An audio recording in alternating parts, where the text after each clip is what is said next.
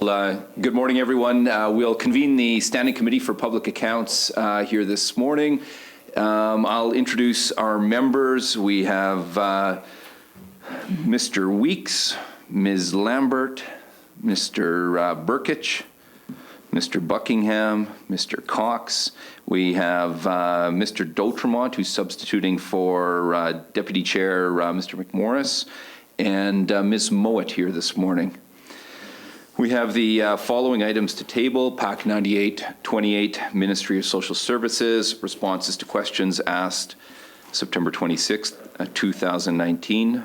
PAC 9928, Ministry of Education, responses to questions asked September 25th, 2019. PAC 128, Ministry of Education, Report of Public Losses, September 2019 to November 30th, 2019. PAC 10128, Ministry of Finance, Government Response to Standing Committee on Public Accounts, third report of the 28th Legislature. PAC 10228, Provincial Auditor of Saskatchewan, third quarter report, 2019 to 20. PAC 10328, Ministry of Finance, Report of Public Losses, October 1st, 2019 to December 31st, 2019. PAC 10428, Ministry of Advanced Education, Report of Public Losses, October 1st, 2019 to December 31st, 2019. PAC 10528, Ministry of Health, Report of Public Losses, October 1st, 2019 to December 31st, 2019.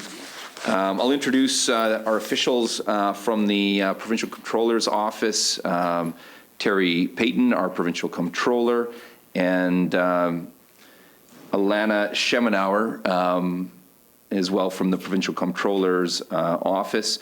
I welcome Judy Ferguson, our Provincial Auditor, and her officials that are all here with her today from her office. I thank them in advance for the work that they've taken on. And as we deal with each agenda item, I know the Auditor will be introducing her officials.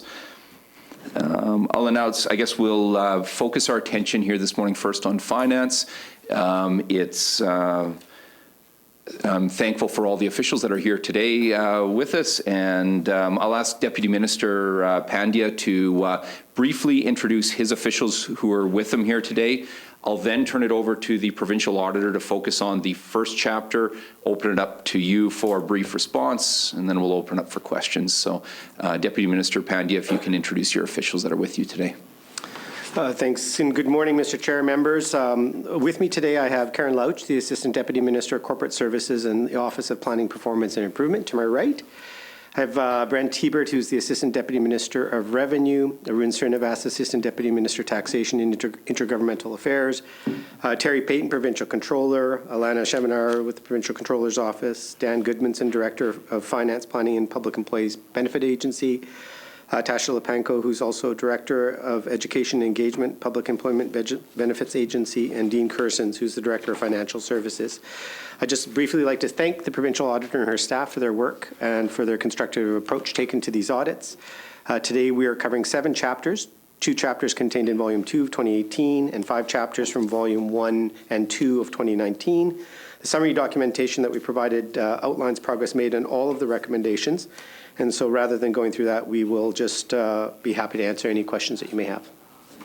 Well, thank you so much, and thanks as well for the preparation of the status updates for the committee relative to each of these chapters. And at this point, I'll table PAC 10628, Ministry of Finance status update dated February 26, 2020. We'll turn our attention to the 2018 report, Volume 2, to Chapter 6, and I'll turn it over to our Provincial Auditor. Thank you, Chair, members, officials. With me this morning, on my left is Ms. Carolyn O'Quinn. Carolyn is the Deputy Provincial Auditor responsible for the finance portfolio. Behind her is Ms. Melanie Hebner. Melanie's principal in their office and actually, again, has responsibilities in what's presented this morning. And Ms. Kim Lowe is our committee liaison. As the Chair noted, there's 7 chapters that relate to finance. We're going to be presenting them in the order that's listed on the agenda, and Ms. O'Quinn will make each presentation, pausing after each presentation. Before she launches into that, I'd like to just take a moment and thank the Deputy Minister and his staff for the cooperation extended to our team throughout the course of this work. Thank you. Carolyn? Good morning. I'll start with Chapter 6 in our 2018 report, Volume 2, which starts on page 43 of that report. This chapter reports on a matter that we identified during our audit of certain pension and benefit plans that the Ministry of Finance Public Employees Benefits Agency, or PEBA, administers. PEBA is a branch of the ministry.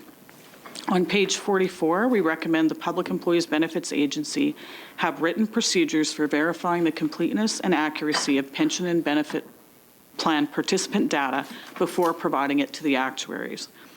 We found that during 2017-18, Finance PEBA did not have written procedures for verifying the completeness and accuracy of plan participants' data before providing that data to the actuaries. Providing incomplete or inaccurate plan participant information increases the risk of inaccurate estimates of pension or benefit obligations, which may in turn impact decisions about the funding status of a plan and the accuracy of its financial statements. Chapter 19, Summary of Recommendations from our 2019 report, Volume 2, reports that the Ministry did implement this recommendation in 2018-19. That particular chapter is the last chapter on this afternoon's PAC agenda. That concludes my overview for this chapter. Thanks for the presentation. I'll open it up for comments from the Deputy Minister and then to committee members. Thank you, Mr. Chair. So the Ministry considers this recommendation implemented. PEBA has implemented written procedures and a policy for verifying the completeness and accuracy of data provided to plan actuaries.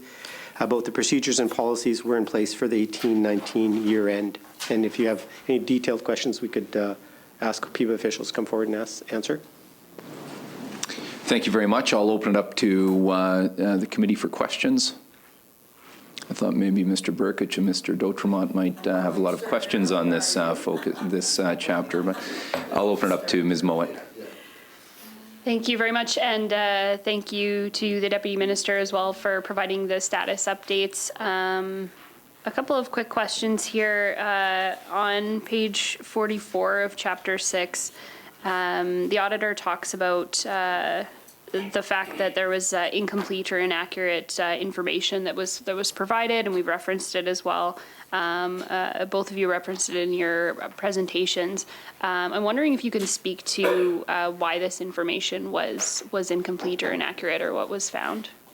Certainly. Maybe you can ask Dan Goodmanson to join us from PEBA, and he could get into some of the more detailed answer to the question that you might have.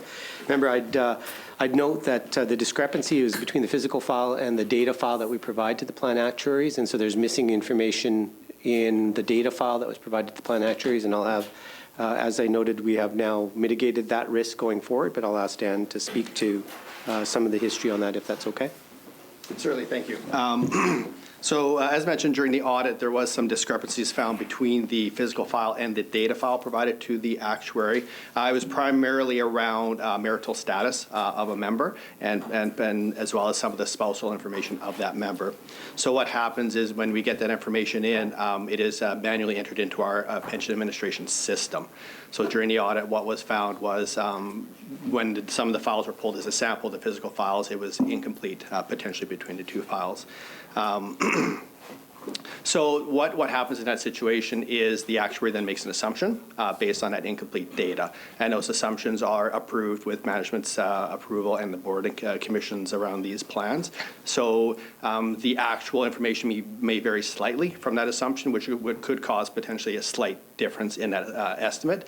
However, it impacts no payments to members. If there's a payment to a member, it is based on updated information that we request at the time of the payment. So the primary difference was on the financial statements. There would be a slight difference in the estimate. Thank you. And you mentioned this is because of the manual input of data. Is that what you said? Yes. Yes, and we have just recently also implemented a brand new pension administration system that does have controls in place that requires certain fields to be input. So we have added additional controls in the system as well. Okay. In terms of, in the next paragraph, the auditor goes on to say, for example, we estimated the pension obligation of the public service superannuation plan of 1.8 billion was initially overstated by a net amount of about 400,000, consisting of 2.5 million understatement due to incomplete data. How does this variance compare with other plans or industry standards? Well, every plan is going to be different because they will have different assumptions, different liabilities, based on also the population of the plan, the industry of the plan. So it's really hard to compare how the missing data could be different between different plans and different industries. It was deemed to be very immaterial, though, that variance to this plan specifically. Okay, thank you. I have no further questions, Mr. Chair. Thanks so much. Any other questions from committee members? Thanks for the update, and I think I'd welcome a motion that concurs and notes compliance. Moved by Ms. Lambert. All agreed? So moved. That's carried. We'll move along now to the 2018 Report Volume 2, Chapter 32, and I'll turn it over to the Provincial Auditor.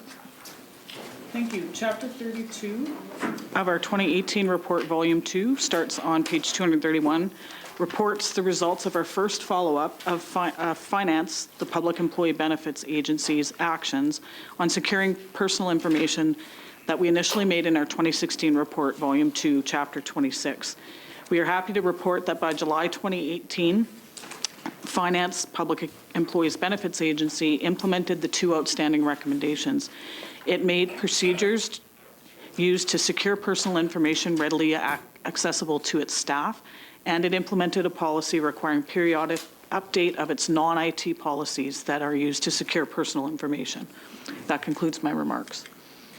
Thanks for the presentation and the focus on this work. Both recommendations have been implemented at this point. Any words from the Deputy Minister? Just a thanks to the provincial auditor and her staff for the work done on the audit of these recommendations. As was noted, that we have implemented recommendations or mitigation with respect to the recommendations. PIBA's approved policies and procedures used to secure personal information are readily available to all staff on the intranet, and staff are required to confirm their awareness of the policies on an annual basis. So PIBA has established a process to annually review its non-IT policies for keeping personal information secure. Thank you very much. Questions from committee members? Ms. Mowat. Thank you.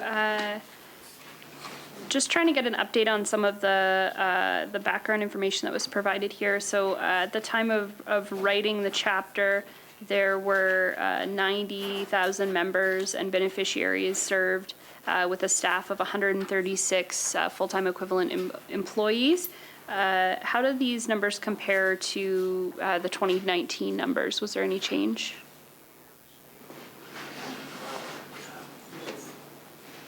Yeah, those are essentially the same, so I think it's 90,000 and X. We can get that exact number for you. And then in terms of staff, we're still consistent.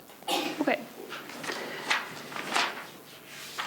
In terms of the policy that was approved that requires the annual review of all the IT policies for accuracy and completeness, can you speak to how this new policy is going? I'll ask Dan Goodmanson again to join us. He's Director of Policy. So we have implemented the policy. We, as well as posted all of our policies on our intranets for staff to view at all times, as well as to address, we ask that they have read them every year.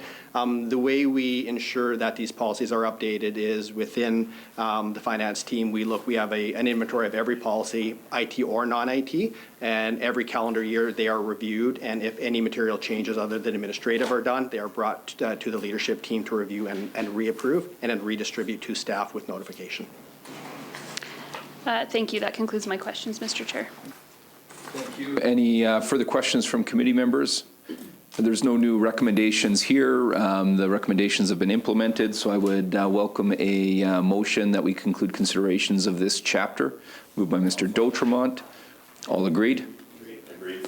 That's carried. We'll move along now to the 2019 report, Volume 1, Chapter 5, and I'll turn it over to the Provincial Auditor's Office. Chapter 5 in our 2019 report, Volume 1, which starts on page 61, reports the results of our audit of the Ministry of Finance Public Employees Benefits Agency processes to keep members of the Public Employees Pension Plan and the Municipal Employees Pension Plan sufficiently informed. We made one recommendation. On page 69, we recommended that the Ministry of Finance Public Employees Benefits Agency provide Municipal Employees Pension Plan terminating and retiring members with all legally required information within the timeframes required by law. PEBA did not give 130 retiring members of the Municipal Employees Pension Plan all the legally required information within 90 days as required by law. Providing pension plan members with relevant and timely pension information helps those members to make informed decisions. It also helps strengthen their trust in the pension plan in which they participate. That concludes my overview of this chapter. Thank you for the presentation. Of course, the work on this front. I'll turn it over to Deputy Minister Pandya if he has any comments, and we'll open it up. Thank you. So the ministry considers this recommendation implemented. PEBA has amended and implemented its process in order to expedite pension certificates in a timelier manner. As a result of the outstanding certificates were quickly processed and received by MEP members. Additionally, I'm pleased to report that all subsequent requests by members have been processed within the legislated timeframe of 90 days. Thanks for the action and the work on this front. I'll open it up for questions. Ms. Mowat. Thank you very much. In terms of the notification, can you describe what the problem initially was? I understand that it's been rectified now, but can you describe what the challenge was there? I'll ask Tash Lepenko to join us and provide some detail. Good morning. Thank you for the question. As Dan had mentioned, we have a new pension administration system in place now. At the time of the audit, we had two systems. One of them oversaw pension payments, and one of them oversaw member administration throughout a member's career. And I believe it was a backlog in between and a miscommunication in between the two systems. Now that we have the new system in place, we're not seeing a backlog anymore. So the system has been streamlined so that pension certificates go out in a more timely manner. Thank you. In terms of, on page 66, there's a note here about baby boomers making up the largest percentage of plan members, which I don't think many of us would be surprised by. Are we anticipating a growth or a reduction in the number of recipients in the future as a result? I have to say I don't have the answer to that, but we can certainly find it and get back to you.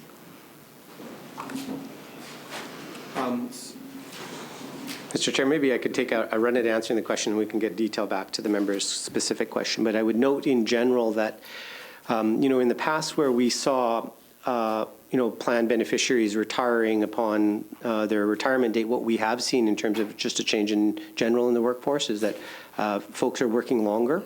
And so, although it's true the demographic of baby boomers is one of the largest in history, and you would expect to see a larger number of retirements, I don't think we can specifically ascribe that demographic to a specific retirement age just because of changes in the nature of work.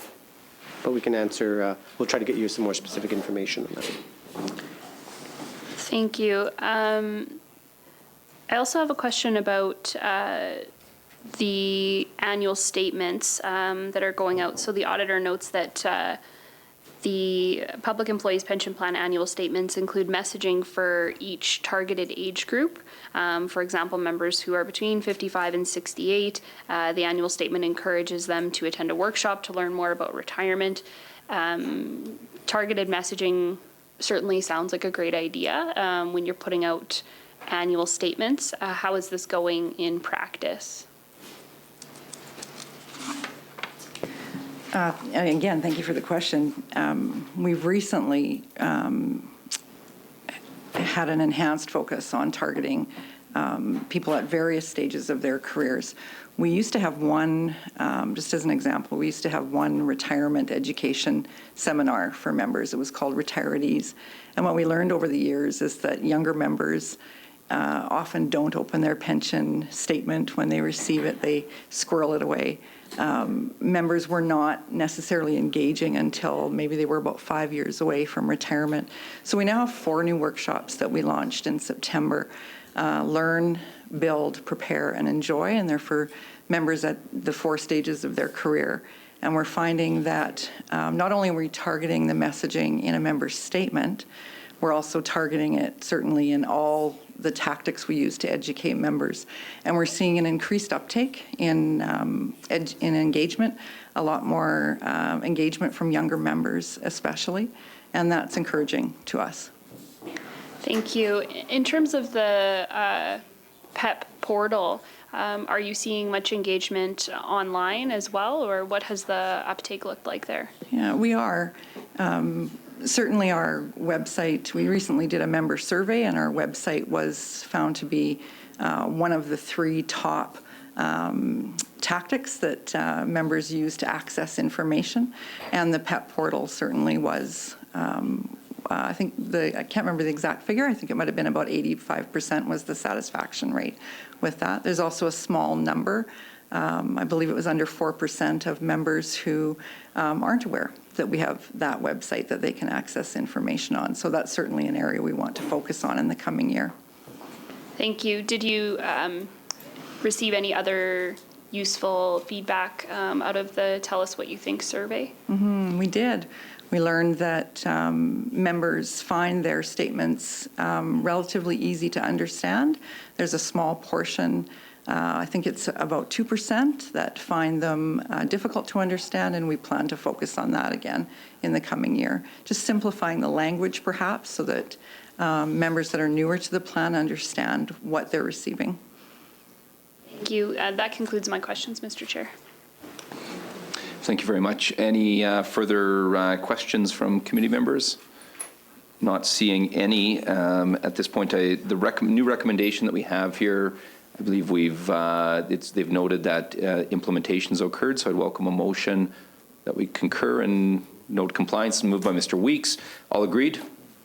That's carried. Let's move along now to the 2019 report, Volume 1, Chapter 24.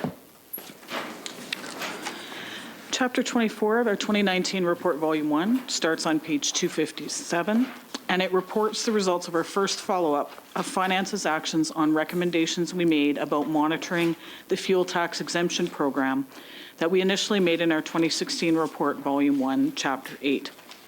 As shown in Figure 1 on page 258, the ministry estimated it would forego about $101.3 million of fuel tax revenues in 2018-19. By January 2019, the ministry had implemented 2 of the 6 recommendations. The ministry coordinated its risk management activities, and documented its key operating procedures for the fuel tax exemption program.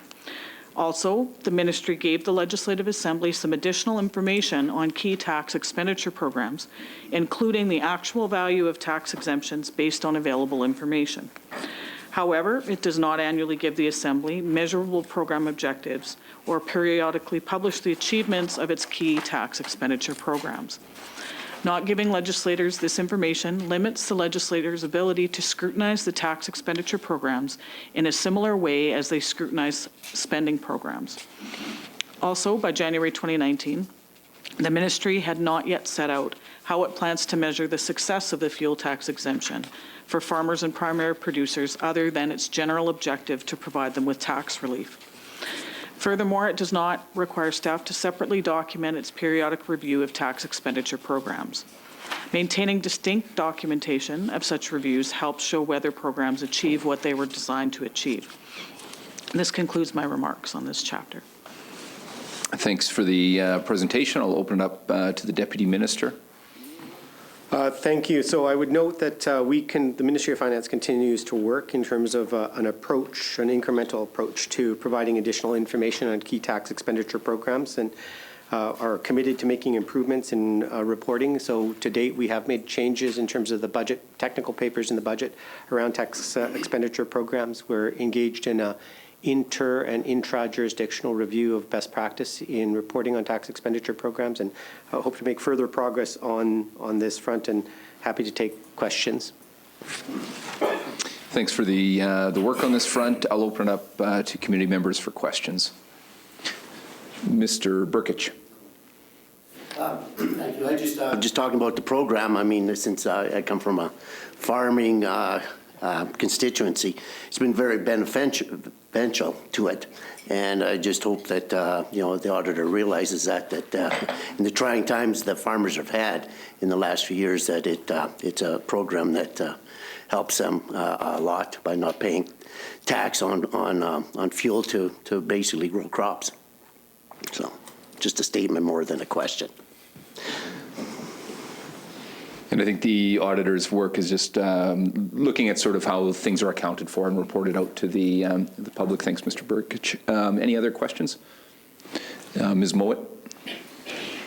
Thank you very much. And certainly thank you for the detail that's in the status update to the Deputy Minister and his officials. So the auditor starts off the chapter by noting that 2 of the 6 recommendations have made progress. You spoke about the incremental progress as well, Deputy Minister. I wonder if you can explain sort of the delay in implementation or the approach that's being taken in general. So, member, I think your question is, so what is our plan going forward? Is that your question? And so, as I noted, I've directed our officials to undertake a study of across Canada of what best practices are in terms of disclosure on tax expenditure programs, and then certainly to look internationally, primarily at Australia, New Zealand, UK, in terms of what their process will be with respect to tax expenditure program disclosure, and then to provide that advice back to me, at which point I, as the Secretary of the Treasury Board, would take that back through the Treasury Board for review. I don't know, as I noted, our current budget paper, our previous budget paper have made improvements on the issue of tax expenditure. I think this is a continuous improvement opportunity, certainly, and you have my commitment that we are looking at what that best practice looks like and putting a plan in place to get there. So I think we've made incremental progress on the question. Okay. Figure 1 on page 258 notes the tax expenditures from 2016 to 2019. There's a 2019 figure that's an estimate, and I'm wondering if we have the final figure of where it ended up in terms of all tax expenditures. The estimate was that it was $3.7 billion, a small increase from previous years, and the fuel tax exemption program, $101.3 million, which is a small increase from the year prior, but a decrease from the other years. Assistant Deputy Minister Arun Srinivas from our Tax and Intergovernmental Affairs area to provide some detail there. Thank you. Yeah, so those numbers were as published in the 2019-20 budget document. Those numbers we're currently working on revising for the 2020-21 budget document, and those will be coming out in the coming weeks. Okay, thank you. In terms of the fuel tax exemption program, there are a number of folks who are eligible for it. So those folks are listed here as qualified farmers, primary producers of renewable resources, and consumers of heating fuel. What's the proportion of exemptions for each category that exists? Like who's the primary, who primarily would take advantage of the program? I don't have the specific breakdown with me, but the vast majority is farmers. I think it's almost 3/4 of the exemption is farmers.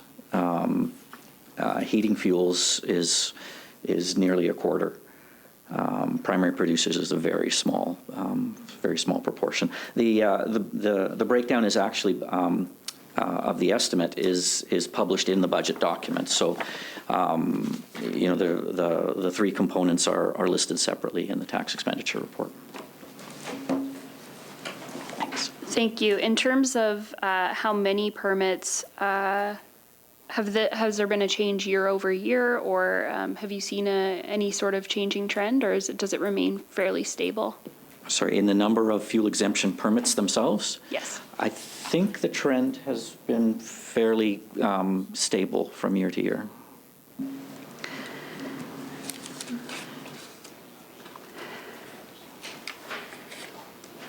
In terms of the actual question of measurement, this is something that the auditor gets into on page 259 in section 3.1. Measurable program objective needed for fuel tax exemption. So the auditor notes that the ministry has not set out in a measurable way what the objective for the fuel tax exemption for farmers and primary producers is intended to achieve. I see that in your status update, there is a measurable goal that has been set now. That the measure of success is the value of tax relief provided to reduce those input costs. I'm wondering what the target is for this measure, what a benchmark exists that it's being measured against.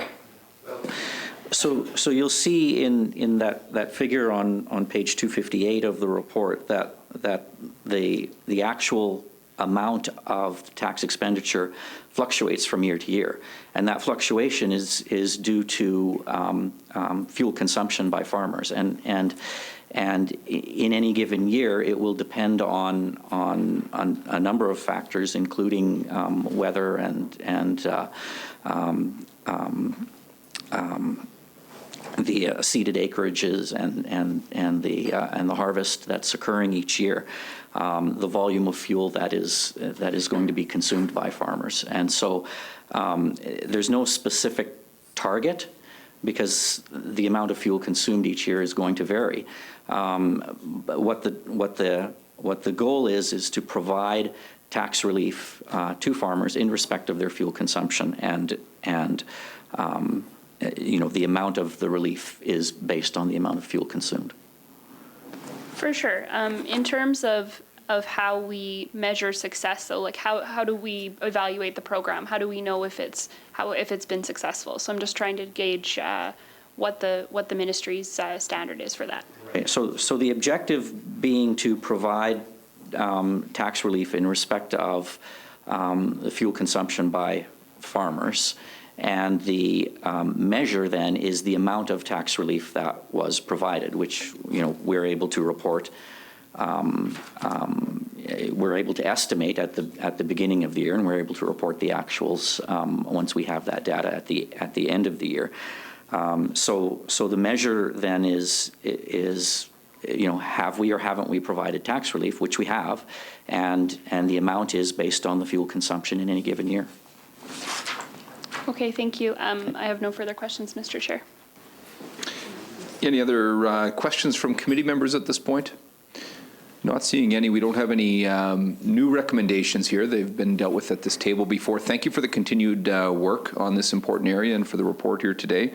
At this point, I'd welcome a motion to conclude consideration of this chapter, moved by Mr. Burkich. All agreed? That's carried. We'll move along to the 2019 report, Volume 1, Chapter 45. Objectives keep farmers from going broke. Thank you. The objectives keep farmers from going broke. Oh, I understand that. I'm just saying the auditor said, how do you measure the success and like implying there should be some sort of benchmark? Because it should be more than last year or what? Yeah. Farmers are still farming successful, right? Yeah, I'm still farming, it's great to know it's working. And so does a program evaluation. I don't think it's unreasonable to look for objectives. Okay. I guess I'll turn it over to our Sure. office for Chapter 45. I was enjoying the debate across the table here, but I'll pass it over here. No problem. Chapter 45 of our 2019 report, Volume 1, which starts on page 371, reports the results of our second follow-up of Finance's actions on the remaining 8 recommendations about modernizing government budgeting and financial reporting practices that we initially made in our 2013 special report. It includes 1 new recommendation. By September 2018, the government had good budgeting and financial reporting practices which appropriately focus on the financial activities of the entire government. It gives legislators and the public, within a reasonable time frame, its budget, quarterly financial reports, and audited summary financial statements. These documents help legislators and the public understand the government's plans. They include key information to facilitate holding the government accountable for the use of public money and the fiscal health of the government. However, as of September 2018, the government had further work to do to fully modernize its government budgeting and reporting practices. This includes the following. On page 374, we recommend that the Government of Saskatchewan formally require interim public financial reporting on the summary budget. Also on page 374, we note the government had not embedded the key aspects of its summary budgeting practices into law, like tabling a summary budget. As shown in Figure 3 on page 375, 6 of 9 other provinces have embedded into law a requirement to table a summary budget. On page 376, we note the government has not embedded into law to require the use of Canadian public sector accounting standards to prepare its annual summary financial statements. Currently, it voluntarily follows those standards. Following these standards helps it ensure legislators receive quality financial statements. Embedding even well-established practices into formal requirements like the law helps avoid changes in key practices and inconsistent application over time. This is because, unlike changing policies, changing laws requires public consultation. This concludes my remarks on this chapter. Is that right? Thank you. Thank you very much for the focus on this chapter. I recall the stream of this work quite well over the years, going back many years. I think some good debates with one of the members at the table here. But I would like to recognize a lot of the good work of government on this front and would turn it over to the Deputy Minister at this point, and then we'll open it up for questions. Thank you, Mr. Chair. So Treasury Board has approved policies relating to the new recommendation and to the 2 remaining outstanding recommendations. These policies require interim public financial reporting on summary budget, the preparation of summary budget and summary financial statements to be prepared in accordance with Canadian public sector accounting standards as established by the Canadian Public Sector Accounting Board. In May of 2019, Treasury Board advised the auditor that they had approved the above policies, and at this time, no further actions are planned to address these issues. Thank you for the presentation and the work. I know we have some outstanding recommendations that we can canvass as well as the new recommendation. I'll open it up for questions. Ms. Mowat? Thank you, and thank you for some of the initial comments as well. On page 374, the auditor notes that as of September 2018, Cabinet decided not to proceed with embedding current summary budgeting reporting practices into law. have there been any changes to this decision? No, Mr. Chair, no. Thank you. So it remains a formal practice, but not embedded into law? That's correct. Okay. Last year, the third quarter update was released with the budget. Should we expect that third quarter financials will be released this year as well? Yes, that would be correct. I wonder if there has been any discussion. The auditor makes a comparison of Saskatchewan budget reporting practices to other provinces on page 375. Near the end, she notes, we found Saskatchewan publishes less debt planning information than a few of its provincial counterparts. For example, the governments of British Columbia and Alberta each publish other long-term obligations, such as obligations under public-private partnership arrangements in their debt plans, giving legislators and other public additional information may lead to more informed public debate about the government's plans. Has there been any discussion about publishing more debt planning info like BC and Alberta do for public-private partnerships? I would note that there's, Mr. Chair, I would note that there's an annual discussion that occurs in terms of improvements to government reporting in terms of clarity and transparency. But to answer the specific question, there's not been any specific question on that aspect.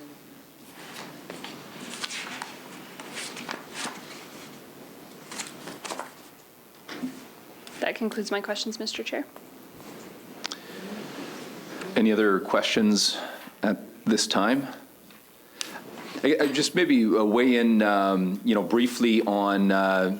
So there's been some really good changes that have been made, and that's good that policies have been adjusted to comply with public sector accounting standards and to reflect the rest of Canada. But I think the next step of legislating these requirements into law is rather important, and the recommendation has been put forward in earnest by the auditor, and I'm not pressing the deputy minister on this front, but certainly to the cabinet, this should be done. Would be, I think, my view, and I suspect the view of many around this table. Now we have one new recommendation to deal with.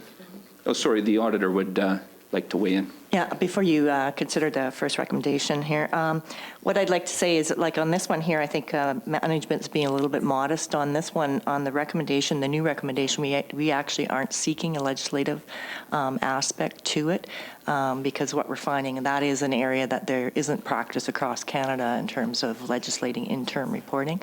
So putting it into a Treasury Board policy, our office would probably regard that aspect as being implemented. So if you can consider that before you make your motion. Thanks so much. So I think the recommendation is that with the new recommendation around the interim reporting, that in fact implementations occurred, that compliance is in effect. With respect, though, to the outstanding recommendations where compliance hasn't occurred, I think those are important areas for action. We have one new recommendation before us. I'd welcome a motion that we concur and note compliance. Mr. Buckingham moves. All agreed? Agreed. That's carried. There's no other new recommendations in that chapter, so we will move along to the 2019 report, Volume 2, Chapter 6. So Chapter 6 in our 2019 report, Volume 2, starts on page 41, and it reports the results of our 2019 annual integrated audit of the Ministry of Finance and its various agencies. This chapter contains an update on the status of previous recommendations. We are happy to report that the ministry has implemented 3 of the 4 recommendations and was making progress on the 4th. This recommendation that's still outstanding is about better estimating resource surcharge revenues. At March 2019, the government recorded an estimated resource surcharge revenue of almost $394 million.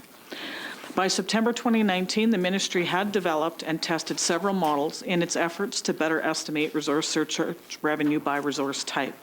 We agreed its models did not provide better estimates of revenue on a quarterly basis.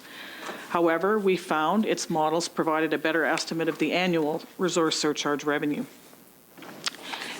However, the ministry was not yet using these models to record its resource surcharge revenue earned. We think it should. This concludes my remarks on this chapter. Thank you for your remarks and the work on this front. I'll turn it over to the Deputy Minister, and then we'll open it up for questions. Thank you, Mr. Chair. So Finance intends to fully implement the annual models for the 1920 fiscal year end, and we agree with the provincial auditor that quarterly estimation aspect is no longer relevant. Thanks for the work and the report. Questions? Mr. Cox? None? No. Okay. Ms. Mowat? Thank you. I'm just looking at the actual expenses in the financial overview on page 43. In figure 4, actual expenses by object, it notes that salaries and benefits, which includes pensions, there was a variance. The estimate was 326.4 million, and the actual was 315.5 million. I'm wondering if you can note anything that explains that variance. Does it have to do with the number of employees, or how could that be explained? So the primary variance there, Mr. Chair, is a change in pension. So what happens through the course of the fiscal is that we true up the pension requirements, and that's typically the largest deviation you'll see in salaries and benefits within the Ministry of Finance's vote. And that's the Ministry of Finance is responsible for pension obligations for the entire system, and that's why that number is so large. So it would be typical to see that type of variance because of pension changes? That's correct, yeah. Okay. In terms of the ministry's new models for estimating annual resource surcharge revenue, I wonder if you could speak to the value of these models and how they differ from the comparison that was being used prior, the estimation that was being used prior. I'll ask Assistant Deputy Minister Brent Hebert from our Revenue Division to come up. He's been working with these models in detail.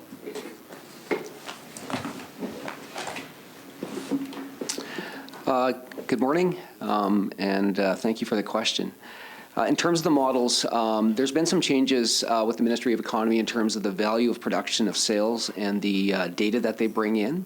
And so when we started modeling the estimation, or using the estimation models back in 2012, we reached a point where the information we were getting from the Ministry of Economy became more accurate in terms of the resource companies that were reporting through them in terms of value of sales and production. So I think in 2016 was when they started to give us a little bit better data at the end of the year in terms of understanding the value of sales and production and understanding how that information can be used to model at the end of the year.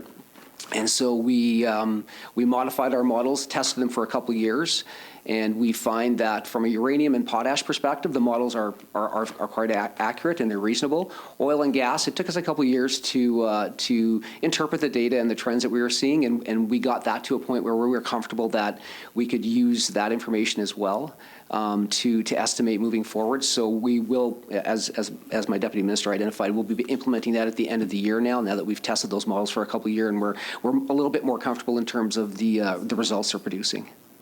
Thank you. So they've sort of been piloted alongside your other estimation procedures up to this point, and then the full-on implementation is going to be happening this year? Correct. Okay. And I wonder if you can explain a little bit more about the fact that quarterly estimates are not possible under the new models?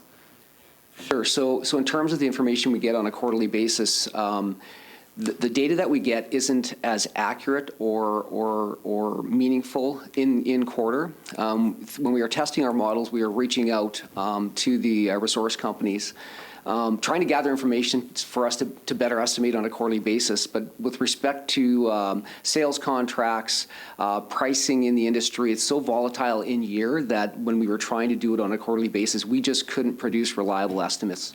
Even when we contacted the manufacturing companies or the resource companies, they're hesitant to give you competitive information on future sales contracts and pricing, and so trying to do that on a quarterly basis was really tough. We attempted it, but in our modeling over the 4 or 5 years, we just couldn't produce reliable estimates on a quarterly basis to justify doing it on a quarterly basis and providing reasonable estimates. Thank you. In terms of the annual estimation, is that comparable in other jurisdictions? Is that the way comparable provinces are also looking at it? It's tough because not all provinces have resource surcharge, and so we did try to look across jurisdictions to say, well, how can we better do this? But we're the only one, I believe, Canadian jurisdiction that has a resource surcharge. So we couldn't look at others and say, well, how do we improve from that perspective? We had to kind of build it ourselves. Thank you. I'm seeing the auditor nodding, and perhaps she's interested in weighing in.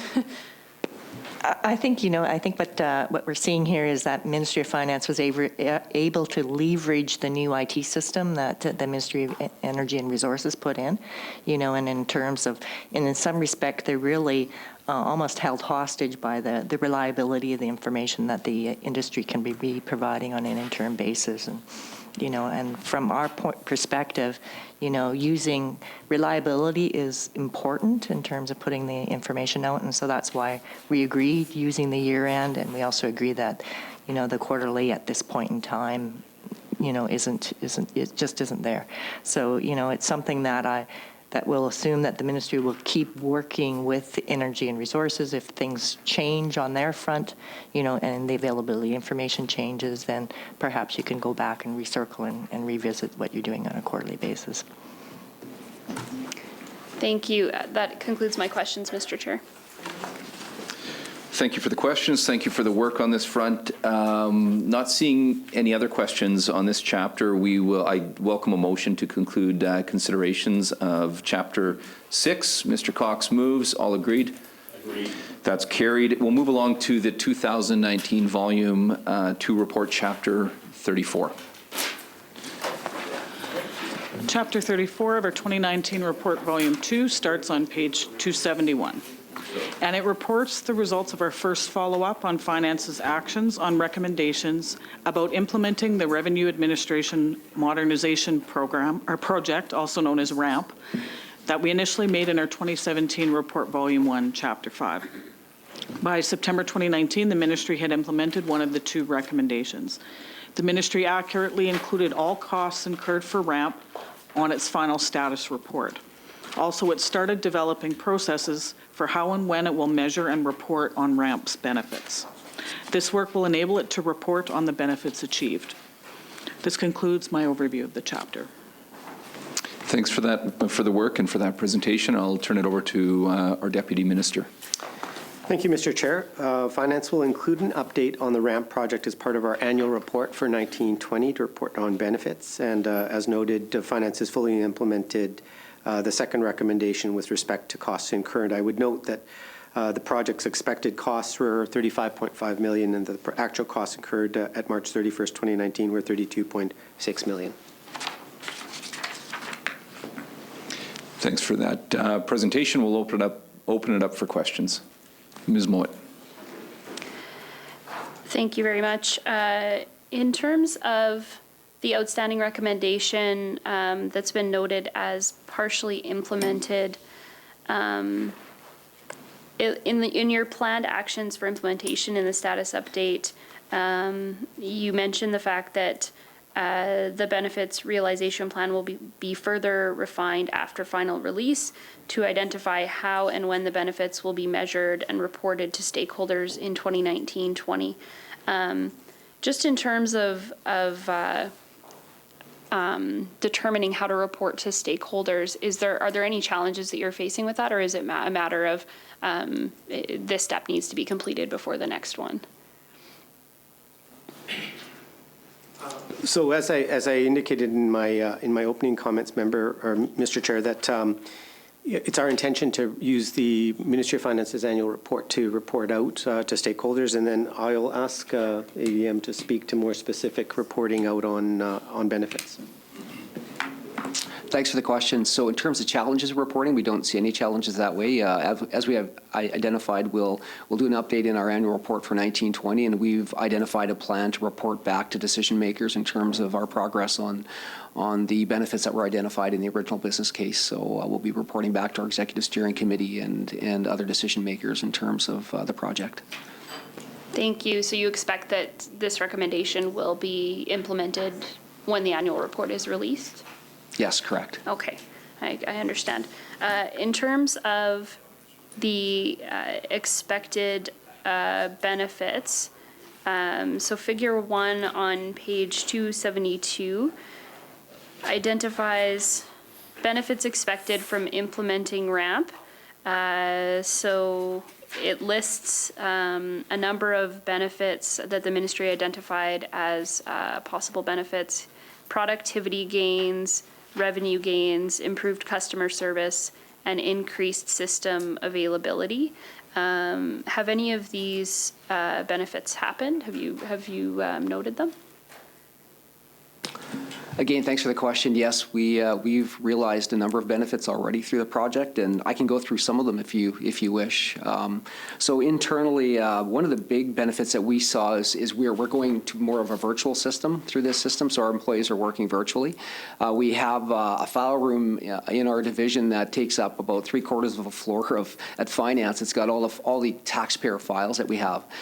Through this project, we intended to retire that paper file room in about 5 to 6 years, and that benefit we're going to realize probably in 2 to 3 years. So we're going to eliminate paper files of all of our clients, and the system will contain the actual record for each client. So that's one big benefit for us. So it reduces space, reduces paper costs. Our paper and postage costs have been reduced dramatically as well, because as part of this project, we've onboarded all of our services online. And so I'll give you an example. Last month, we have about 28,000 monthly tax filers in Saskatchewan, and so normally we would have sent all of those filers paper tax returns. And last month we actually only sent out less than half of those clients received paper, and the rest of them received an automated electronic notice to file. So we reduced in half the number of tax returns we sent out last month, and we're processing all of those returns and payments electronically as they come back. So we're starting to already see benefits in terms of cost savings on postage and paper costs.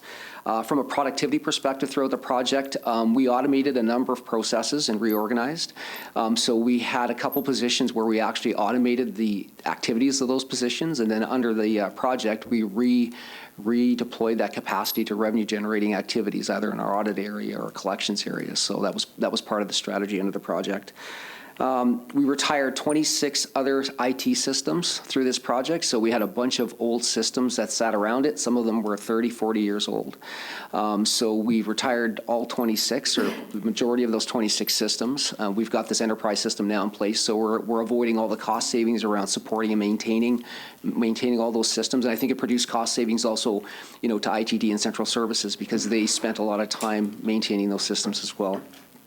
Another benefit of the system when we first built it was being flexible and scalable to government's needs. And so partway through this project, decision makers came to us and said, "Hey, can you guys administer education property tax on behalf of the government?" And so partway through the project, we were able to implement the administration of education property tax and bring that tax on into that system as another piece of scope into the system. So it does provide that flexible and scalable ability to manage government revenues from a broad perspective. And then I'll come back to the portal that we implemented as part of it. So all of our online services have been onboarded onto the portal. Prior to this project, we had an old e-filing portal, and I think we had about 5% of our tax roll filing electronically. And as of January, through a lot of efforts of our organization, we've got about a 50% take up now in terms of electronic filing and payment through that portal. Our goal is much higher than that, but we're at about 50% right now, which is much more efficient for our clients and for ourselves in terms of operations on our end. Those are a few of the benefits that we've realized so far. We're tracking those, and we'll be reporting those out as we move on further. And we expect to see benefits for the next couple of years. It's going to take a bit of time to realize them. Thank you. In terms of, you mentioned some reallocation of FTEs. How many people did you, or how many positions, I should say, did you shuffle around? There was a couple of programs where we were able to bring the services online, and we were able to automate the processes. The rest of it were what I call arms and legs, so they were little pieces of positions. And so we redeployed capacity and found efficiencies that way to further administer our programs. In terms of revenue gains, so the example that was provided here is identifying underreported taxes. Have you seen anything on that front? We haven't. Right now we're trying to establish our base point. When we built the business case prior to the project, it was based on the revenues of the day. In 17-18, we significantly expanded our tax base through some of the changes that were made from a PST perspective. So we're working through right now in terms of these benefits and normalizing what that looked like, so that that's not factored into the benefits, and we're making sure that we're identifying the benefits that are core to this project. So we're working through that right now as part of this benefits plan to make sure that we're normalizing it and we're not overstating. Thank you for that. The provincial auditor also notes immediately after that figure that since the 2017 audit, the ministry considered reporting to its executive about the benefits achieved, but as of September 2019 had not finalized its reporting approach or timing of reporting. Can you provide an update on what that looks like? So we've since then we've completed the plan, and that's what we'll be implementing in terms of the reporting process. Okay. Thank you. That concludes my questions, Mr. Chair. Thank you very much. Thanks for all the work on this front. It's an important work. Any other questions from committee members? Not seeing any, I'd welcome a motion to conclude considerations of this chapter. Mr. D'Outremont moves. All agreed? Agreed. That's carried. And this concludes our our time with finance here this morning. Thanks to everyone that's here today. Thanks to all the officials that help carry out the important work of finance throughout the year. So thank you. I'd open it up if there's any final comments from the Deputy Minister at this point. Mr. Chair, I'd like to thank you and committee members for all your good work, and the provincial auditor's staff, and of course all the staff in the Ministry of Finance who are working on these important files every day. So thank you very much. Thank you very much, Deputy Minister. We will take a brief recess. Up next is the Saskatchewan Arts Board. As soon as we have them here and on deck, we'll get started. So we'll take a 5-minute recess and go from there.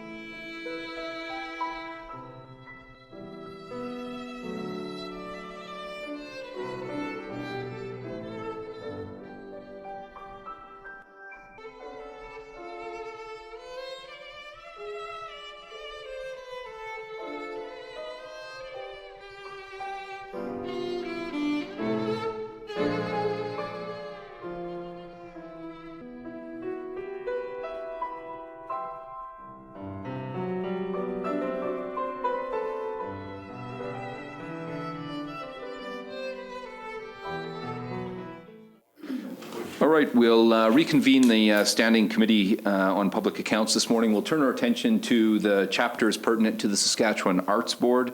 Thank you to Chief Executive Officer Michael Jones for joining us here today and for his work within the province. I guess you don't have any officials to introduce at this point, so we don't need to do anything there. We will welcome some opening remarks as once the auditor has presented each of the respective chapters, and we'll open it up for questions. Before I turn it over to the auditor, I will table PAC 107. 28, Saskatchewan Arts Board status update dated February 26th, 2020, and I want to thank the Arts Board as well for organizing and submitting that status update. At this point, I'll turn it over to the Provincial Auditor's Office, and we'll focus first on the 2017 Volume 2 report, Chapter 12. Thank you very much, Chair, members, and to the Arts Board too. With me on my left-hand side is Ms. Linda Clausen. Linda's a principal with our office and led the work that's we're going to be talking about this morning. Behind is Mr. Jason Shaw. Jason's a principal with the office also, and again has worked on this portfolio. And Ms. Kim Lowe is our committee liaison. Mr. Kelly Dice is actually sends his regrets. He's driving to Phoenix area on vacation at the moment. So our heart goes out to him. Before we launch into the chapters, I just want to also thank Mr. Jones for the cooperation extended to our office during the course of this work. We're going to make two presentations this morning. We're going to combine the first two chapters together into a single presentation because they're related chapters. You'll find that they're both our annual integrated audits, and there's a relationship between the two, and then we'll make the third chapter as a separate presentation. So two presentations instead of one. Without further ado, Ms. Clausen. Thank you. Good morning. Chapter 12 of our 2017 Volume 2 report, excuse me, on pages 75 to 77, report the results of the annual integrated audit of the Saskatchewan Arts Board for the year ended March 31st, 2017. Chapter 13 of our 2018 report, Volume 2, on pages 73 to 75, report the results of the annual integrated audit of the Saskatchewan Arts Board for the year ended March 31st, 2018. For the years ending March 31st, 2017 and March 31st, 2018, respectively, we found the Saskatchewan Arts Board financial statements were reliable. For both fiscal years, it complied with the authorities governing its activities related to financial reporting and safeguarding of public assets. It had effective rules and procedures to safeguard public resources, other than the two new recommendations for the committee's consideration. On page 77 of our 2017 report, Volume 2, we recommended the Saskatchewan Arts Board follow its established policies when making grant payments. In March 2017, the Arts Board paid grants totaling almost $280,000 without the approval of the Board of Directors. Its policy requires its Board of Directors to approve grants in excess of $20,000 and to approve each year's multi-year grant programs. Non-compliance with the direction of the Board of Directors increases the risk of paying grants without the appropriate authority. As reported in Chapter 13 of our 2018 report, Volume 2, the Arts Board implemented this recommendation in 2017 and 2018. On page 75 of our 2018 report, Volume 2, we recommended the Saskatchewan Arts Board maintain written management-approved guidance about accounting for and payment of grants. We found the Arts Board did not have written guidance for accounting for and payment of grants and for documenting related decisions. For example, when it considers grants to be authorized or what applicants must do to be eligible for grants. Not having written guidance for recording grants increases the risk of recording grants incorrectly or inconsistently. This risk is even greater when accounting staff turnover. As reported in Chapter 19 of our 2019 report, Volume 2, the Arts Board implemented this recommendation in 2018-2019. This concludes my presentation. I will pause to allow for the committee's consideration. Thank you very much for the presentation and, of course, for the work on this front. Thank you as well to the Arts Board for the work in response to these important recommendations. I'll turn it over to Mr. Jones to offer some brief remarks if he cares to, and then we'll open it up for the grilling. The only thing that I would add, given that both of these recommendations were implemented and the implementation was noted by the provincial auditor in the following year's integrated audit, the only thing I would add is that I would thank Mr. Shaw from the auditor's office, who actually really helped with the creation of that written guidance in following the second recommendation. Thank you very much. We'll open it up now for questions. Ms. Mowat. Thank you as well for the status updates. It's really helpful for committee members to see what actions have been taken since the report. I do have a few different questions based on the reports. I'm going to try and keep them straight here, even though I'm looking at two chapters at the same time. I think that I'm not sure who this is a question for, but in terms of comparing probably the provincial auditor, in terms of comparing the two chapters, there's a slight change in the way that the figure 1 is reported in revenues and expenses, and in the line grants and transfers, it changes to grants in chapter 13, and I'm wondering if there's an explanation for that. It looks like a similar value, but I'm not sure if there's a difference there. Simply speaking, no. Okay. Just different labeling. Sorry about that. Thank you. It's okay. I was just wondering if there was something that I should be catching there. In terms of, so this is useful in terms of being able to track a financial overview from 2016 onward. So we have 2016-17 as well as 2017-18. But do we know what the revenues and expenses were for 2018 and 2019? I wonder if you have those numbers here. I don't have them with me. The revenues for 2018-19 would be largely the same as they were for 2017-18 because our JRF appropriation was flatlined. So, and that's the primary source of our revenues. So our revenues would be quite the same. Our expenses would be very, very similar in terms of, okay, so 2018-19 would have been a lot of our grants for that year would have been multi-year funded grants, and I believe that 2018-19 was the end of a multi-year cycle, but I'm not willing to take an oath on that as I'm sitting here. Thank you. And the flatlining of the GRF that you mentioned would also account for the difference between the budget and actual in 2016-2017, or because the budget for the provincial grant was 7.36 million, but the actual was 6.81? Yes. Okay. In terms of other revenues, what are we talking about when we're talking about other revenues? Where else do you get revenue from? We receive approximately $1.9 million a year from Saskatchewan Lotteries through SaskCulture for programs that we run in partnership with them.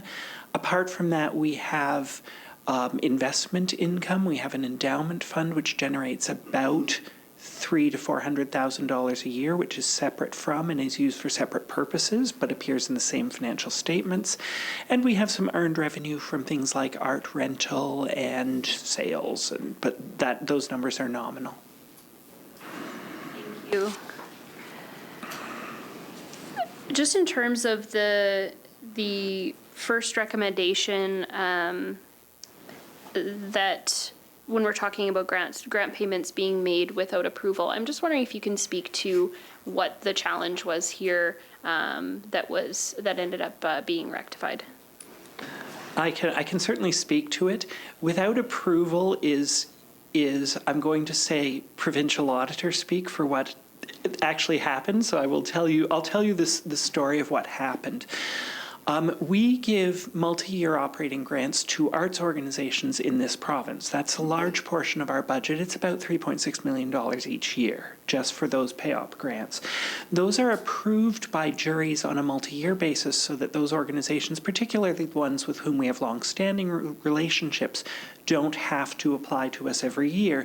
They're approved always, of course, on the basis that our budget can accommodate such a grant. Our practice in that grant program is to make to pay that out in 2 installments to the organization. The first installment is sent to them in the month prior to the beginning of their fiscal year. The second installment is issued to them after we receive their reporting on the prior year, so that we can assure, including their audit, so that we can assure how funds were spent. The reason that we have always released a payment in advance of the fiscal year, quite frankly, is economic. These are organizations that are running on $100,000 budgets often, and we have more money available to them. They need the money, so our practice has always been that.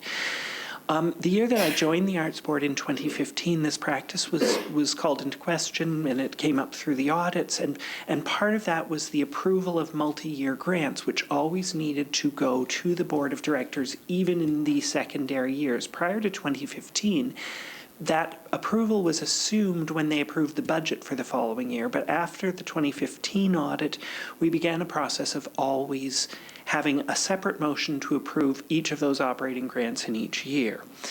The challenge was that out of that 2015 audit, the course forward that was decided was that we would take that motion to our board in March of the prior fiscal year so that we could continue paying out, so that they would approve it as an expense for the following year. The challenge with that, at the time, we were accounting for those as traditional business expenses, which meant that we could do a prepaid expense. The challenge that was pointed out in the 2017 audit, and this is where this all came from, is that those are not business expenses, those are government transfers.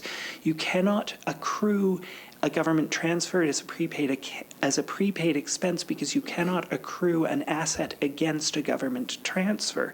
And so it was not appropriate as a prepaid expense. Those expenses in 2017, I think is the year in question, legitimately were written on March 28th or 29th. They were so close to the thing so what we did as a board was we informed all of the agencies who have fiscal year beginnings on April 1st, was that while the rest of the program receives the payment the month before, they are not able to do so.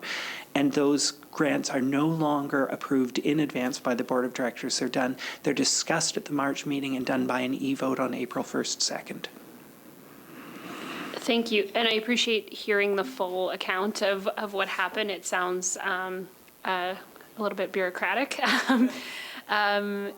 So just for clarity then, the note about in March 2017, the Arts Board paid grants totaling $280,000 without the approval of its Board of Directors. That amount was entirely encompassed by multi-year grants? Yes, it was. Okay. So is it safe to say that the approval of those grants did happen at the Board of Director level, just not in that year? In fact, the approval happened at the Board of Directors prior to them being paid out, but because of the word of the motion, they were approved as an expense for the following year. And so they were paid out 3 days before the beginning of the next fiscal year. So technically, we decided during the audit that the approval hadn't gone into effect until April 1st. So even though we had a motion approving them, they were not approved at that point. So they had been approved by the Board of Directors in principle. They just had been approved for an expense 3 days later. Fair enough. Unfortunate technicality to have to encounter. It's encouraging to see that you worked with the Provincial Auditor's Office to develop the policy, and it sounds like there have been no challenges with adhering to that policy? Absolutely none. Okay. Thank you. That concludes my questions, Mr. Chair. Thanks for the questions. Thanks for the responses as well. Any further questions these two chapters. Now, we have two recommendations, new recommendations to deal with here from two different chapters, so I don't think we can deal with them together. We'll deal with them separately, but I think the case is the same for both of them, that we would concur and then note compliance. I'd welcome a motion with respect to the 2017 report, Volume 2, Chapter 12, to that effect. Would anyone care to move? Moved by Mr. Burkich that we concur and note compliance. All agreed? Agreed. That's carried. With respect to Volume 2, Chapter 13 and the recommendation there, would someone like to move that we concur and note compliance? Ms. Lambert moves. All agreed? Agreed. That's carried as well. We'll turn our attention now to the 2018 report, Volume 2 and Chapter 22, and I'll turn it over to the Provincial Auditor's Office. Chapter 22 of our 2018 report, Volume 2, on pages 119 to 134, report the results of our audit of the Saskatchewan Art Board's processes to award grants impartially and transparently. One way the Arts Board supports the arts in Saskatchewan is through awarding grants to professional artists, professional art associations, and communities. It awards between $6 million and $8 million in grants each year. Each year, the Arts Board receives about 400 applications for its different programs. Its major programs include professional art organizations, SAS festivals, independent artists, Indigenous and Métis art and artists in communities, in schools, and scholarships. It also funds Culture on the Go and other grant initiatives as outlined in Figure 2 on page 121 of the report. Typically, the Art Board funds between 1/5 to 1/4 of its requests for funding. Having good grant administration decreases the risks of awarding grants to applicants that do not contribute to the intended outcome of a particular program, or grants being viewed as not being awarded impartially or transparently. In addition, having transparent and fair processes of adjudicating grants safeguards the Arts Board's reputation and helps maintain public trust. Overall, we found the Arts Board processes were effective to award grants impartially and transparently, other than the areas reflected in our 6 recommendations. And my presentation will focus on these recommendations. On page 124, we recommended the Saskatchewan Arts Board establish the frequency of formal program reviews for its major grant programs. The Arts Board developed and refined objectives for each of its programs that align with its strategic direction. It also used program reviews of each grant program to keep those objectives current. However, it did not define how often it expects to review its major grant programs. By June 2018, the Arts Board reviewed 6 of the 7 major programs within the last 3 years. It had not determined when the next review of its major grant is expected. Not having established program review cycles may result in program ineffectiveness, as the grant programs may not meet the current artist's need.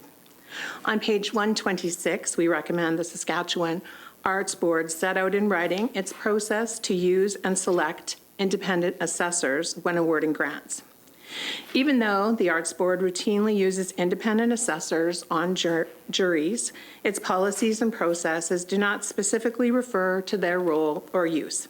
Independent assessors are individuals with specialized expertise, such as visual arts experience, related to the grant program. We found the Arts Board used independent assessors to assess applicants for 3 of the 31 juries for the 18-month period ending June 2018. Documenting the selection and use of independent assessors enhances the transparency of the Arts Board process to award grants. On page 128, we have 2 recommendations. We recommend the Saskatchewan Arts Board obtain signed agreements from evaluators before releasing grant application packages to them. And we also recommended the Arts Board record the time the person with a declared conflict of interest left and returned to a grant adjudication session. Contrary to good practice, the Arts Board provides peer evaluators with a juror agreement at the same time as it provides them with the grant applications. The juror agreement appropriately requires the evaluator to consider and declare conflicts of interest with grant applications, if any, and to maintain the confidentiality of the information that it receives. Not requiring receipt of a signed juror agreement from evaluators prior to sharing confidential information may diminish the benefit of that signed agreement. Also, we found staff did not always sufficiently document the handling of declared conflict of interest. We observed an instance where staff documented the disclosure of a conflict of interest, but did not disclose the time the person with the conflict left and returned to the meeting. Recording the time individuals with potential conflicts left and returned to the meeting helps organizations show declared conflicts are handled appropriately and impartial discussions occurred. On page 132, we recommend Saskatchewan Arts Board give evaluators detailed written guidance about scoring grant applications against evaluation criteria, and make that guidance available to the applicants as well. The Arts Board requires peer evaluators to score grant applications against each program's evaluation criteria based on a ranking from 1 to 10. The Arts Board provides evaluator with general scoring guidance. We found the scoring guidance was not sufficiently comprehensive. For example, unlike some other Canadian jurisdictions, like the Ontario Arts Council, the scoring guidance provided did not include a detailed explanation of what each ranking means. Not providing a comprehensive explanation of how to assign scores increases the risk of evaluators not assessing applications consistently. Having a detailed evaluation guide would assist in scoring applications equitably and transparently. In addition, the Arts Board does not make this evaluation guidance available to applicants. Making it available to the applicants would promote transparency and openness about the adjudication process. On page 134, we recommend Saskatchewan Arts Board track receipt and resolution of complaints about its grant programs. The Arts Board does not provide guidance on how to respond to or document complaints it receives about its grant programs. Rather, staff handle complaints on a case-by-case basis and do not track the amount or nature of those complaints that the Arts Board receives. Having a documented process to resolve complaints will help staff consistently and appropriately resolve the complaints. In addition, tracking of complaints helps to identify if there really are any common themes, and the Arts Board may consider those when revising its programs. This concludes my presentation. Thanks for the presentation, for the work. I think we have six new recommendations before us. Mr. Jones, would you care to have some brief remarks before we open it up for questions? Yes, thank you. First, there are two general comments that I would like to address before dealing with the recommendations. The first would be just to note, to thank the provincial auditor for doing this work. In addition to my role as the CEO at the Arts Board, I currently serve as the chair of the steering committee for the Canadian Public Arts Funders Network, which is the network of all of the provincial and territorial arts funders, as well as the Canada Council for the Arts. And I can say, therefore, that we were the very first jurisdiction in Canada to have a performance audit of the manner in which arts grants are assessed, and that the other members of the network were very interested to hear the outcomes of it. So I'd like to thank them for the work that they did. I would, however, also note the unusual timing of the performance audit that took place. Again, I started work with the Arts Board in 2015. At that time, we were working with a very, very old database. It was of grants to record our grants. There was a significant area of risk, and during my first 3 years, we worked to first stabilize that database and then to implement a new online application system. The timing of the performance audit actually took place right as we were going through the implementation of a brand new granting system, which meant that certain things like written policies were outdated for the old system because the new system wasn't fully implemented yet. And so we were in the process of creating that at the same time that we were going through the performance audit. So certain things that came up, although I don't think they're included in these 6 recommendations, would have been quite different now if I have my 70-page book on how to actually address grant practices, which is referred to several times in this. So I would note that of those 6 recommendations. 5 of them have been fully implemented. The one thing that I would, in some cases, and this comes from the fact that the provincial auditor, as they undertook this, was the first time grant processes in the arts had been adjudicated, had gone through this sort of a process anywhere in the country. So there was a certain amount of learning for both the provincial auditor and for the arts board to learn to speak each other's languages and describe our practices in a way that made sense to both sides. And so certain things, I would say, well, for example, we now receive signed agreements from evaluators before we release the application forms to them. And yes, while that does address the confidentiality issue that was raised by the auditor, what in fact it made more challenging is that part of getting that jury agreement back was that we allowed them to identify any conflicts of interest that they had, which they can't do until they've seen the applications. So it's changed some processes around that. But it's certainly better for confidentiality. It's made identification of conflict of interest a different matter there, which we now address differently. Beyond that, there is one further recommendation, the recommendation about rubrics, about assessment rubrics that we provide both to assessors and to applicants. We began work on that and then realized that we were about to go into a process of redesigning our actual assessment criteria for grant programs and to do a major work on that. It didn't at the time seem effective or efficient for us to actually write rubrics for the existing assessment criteria, then change them and then rewrite them. So we delayed the implementation of that, although you will note that we have piloted that now in 2 of our major programs as of the last round, and it was very effective. So and that we have a schedule for implementation in the rest of our programs.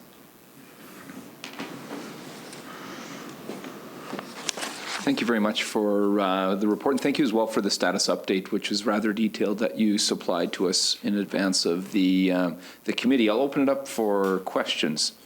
Ms. Mowat. Thank you. I do have a few questions, although you answered many of my questions, which I appreciate. In terms of the pilot that you mentioned for the rubrics, is the plan that the rubric that has been developed now is what will end up becoming practice, or is there still further development to take place there?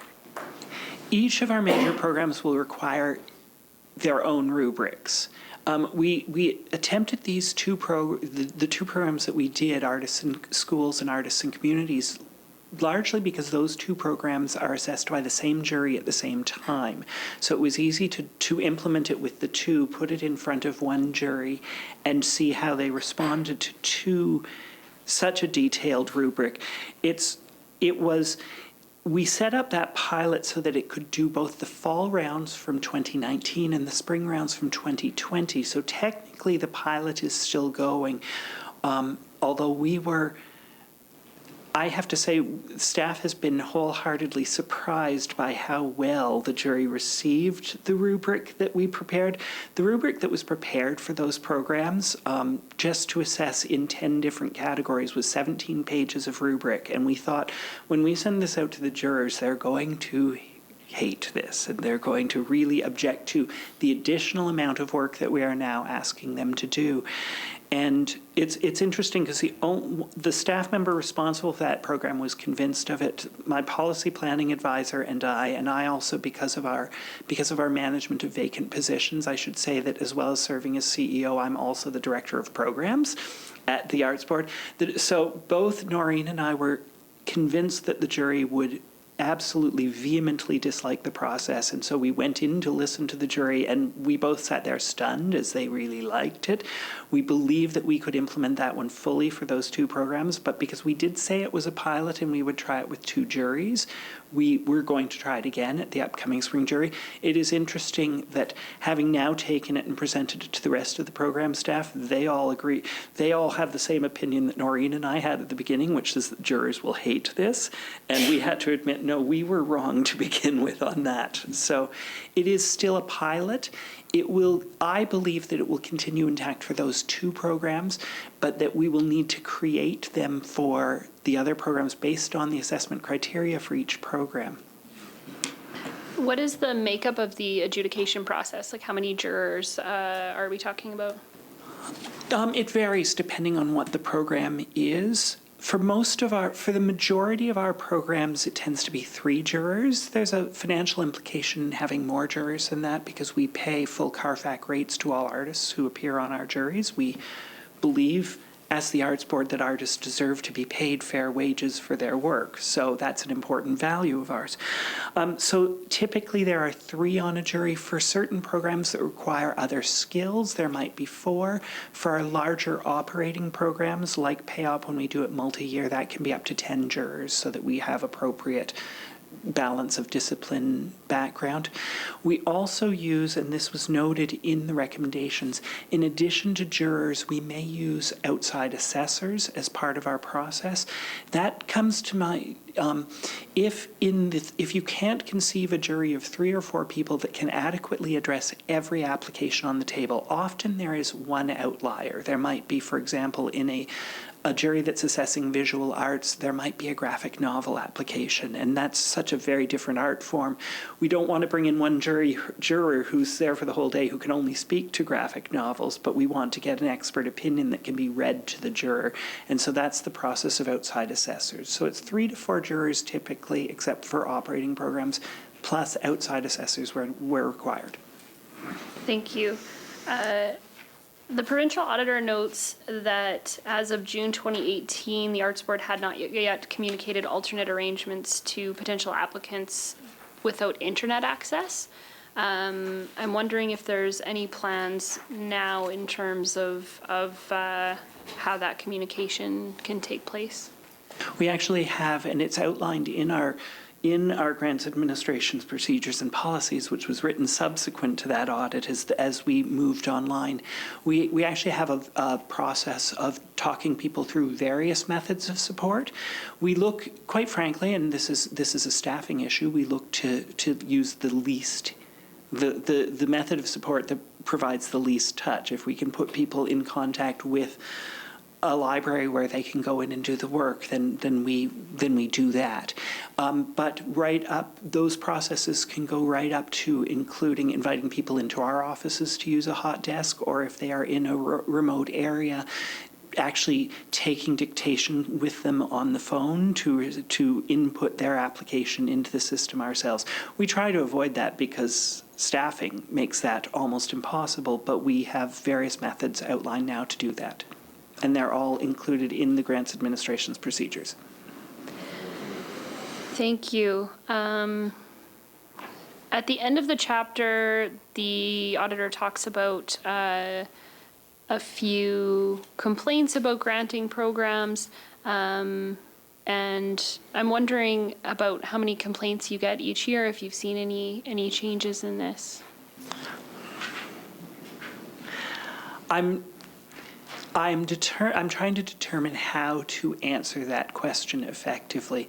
We receive 1 or 2 what I'm going to call legitimate complaints each year. We have posted our grievance policy now on our website. We have a practice in place which is documented in our procedures, and we follow through on that. And that allows us to address those 1 or 2. In addition to that, there are, and I'm sure that any government department will tell you, there are certain individuals who we refer to them as frequent flyers, who like to call and complain. And for example, there is one individual artist who also represents a festival organization in this province, and I will not give name or gender, who receives quite frequent support from the Arts Board, but when they do not, it is followed by a flurry of, first of all, there's no inquiry as to what could have made the application better. It's followed by a flurry of emails accusing us of being racist or accusing us of not wanting to support this type of activity, which with no no basis in fact. So I'm not actually counting those when I say there are one or two legitimate complaints in the course of a year. Thank you. That concludes my questions, Mr. Chair. Thank you very much. Thanks for all the work on this front. Not seeing any other questions, or I do see one. Ms. Lambert. Thank you. I'm following up on just talking about the complaints, and you mentioned 1 to 2 legitimate complaints a year. So I just wanted a little bit more information on what that process might look like when you respond to those complaints, and ultimately, is there a resolution process to the board, for example? How does that work? Yes, there is. But opposed to speaking extemporaneously, I'm actually going to open my policy. No, I'm going to open the policy because I don't want to say anything wrong. I don't want to mislead you in this process. We receive appeals. We will receive appeals of grant decisions based on 2 grounds. Those 2 grounds that we'll receive appeals on are factual error. There's compelling evidence that the adjudication panel based its recommendation on something that's absolutely contrary to something that is clearly stated in the application material. That would be a factual error, or a procedural error where there's compelling evidence that there was a departure from our policy related to conflict of interest or assessment of the manner in which the jury was conducted. We are very clear that we do not receive appeals based on dissatisfaction with the results of a grant's adjudication process. People applying to us accept that this is a peer adjudication process, and that so we do not receive appeals on that.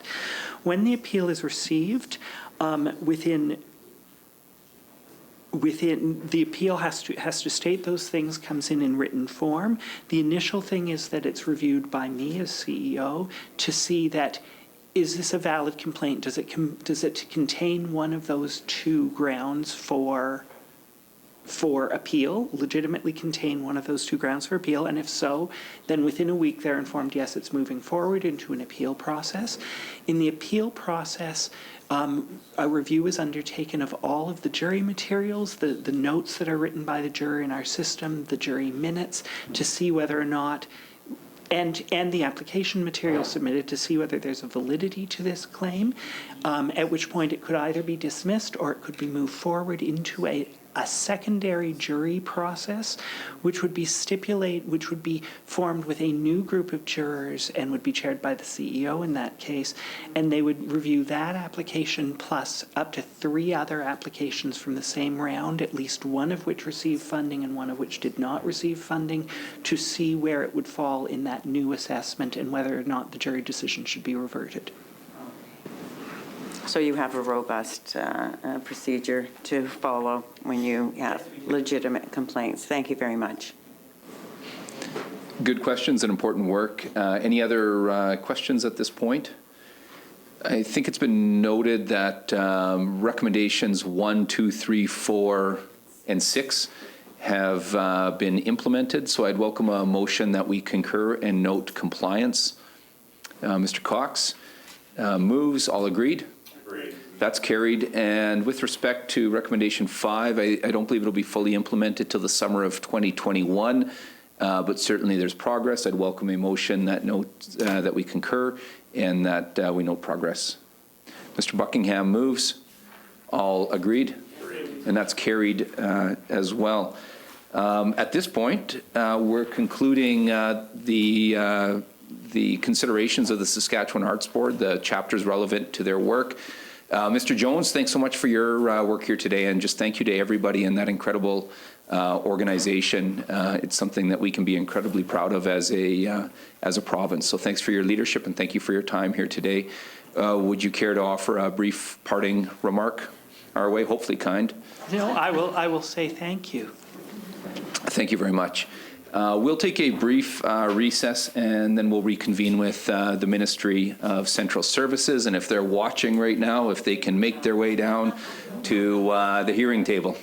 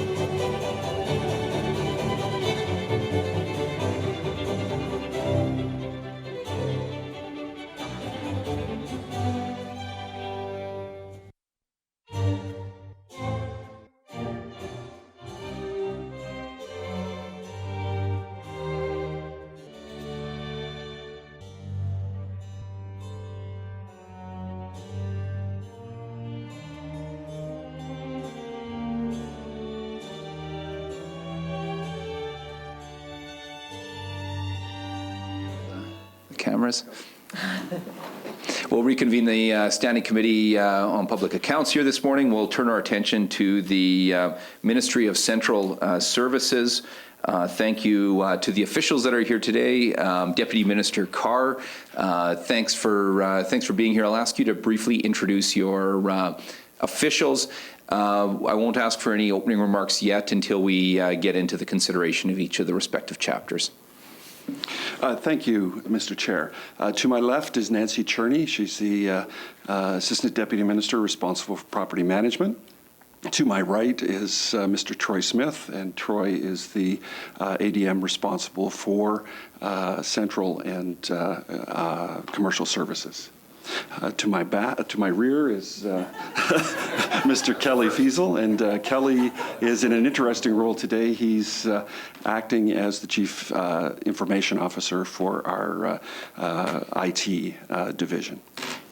Thank you very much for the introduction. At this point, I'll table PAC 10828, Ministry of Central Services, status update dated February 26, 2020. And thank you to the officials for tabling that and submitting it to the committee.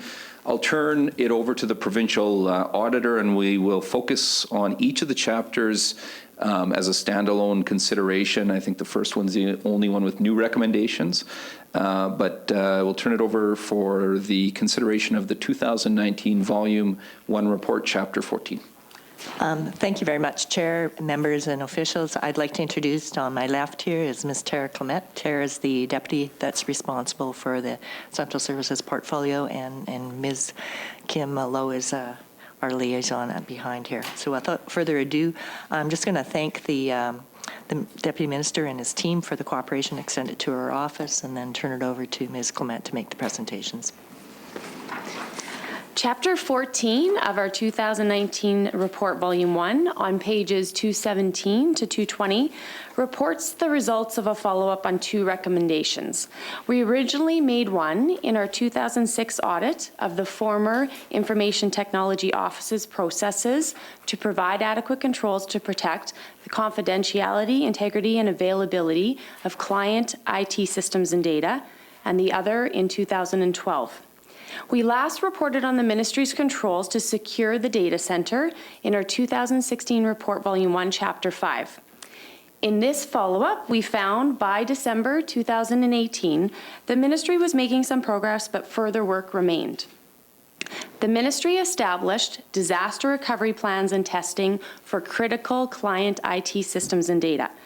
The Ministry renewed the data center agreement with its service provider in 2016.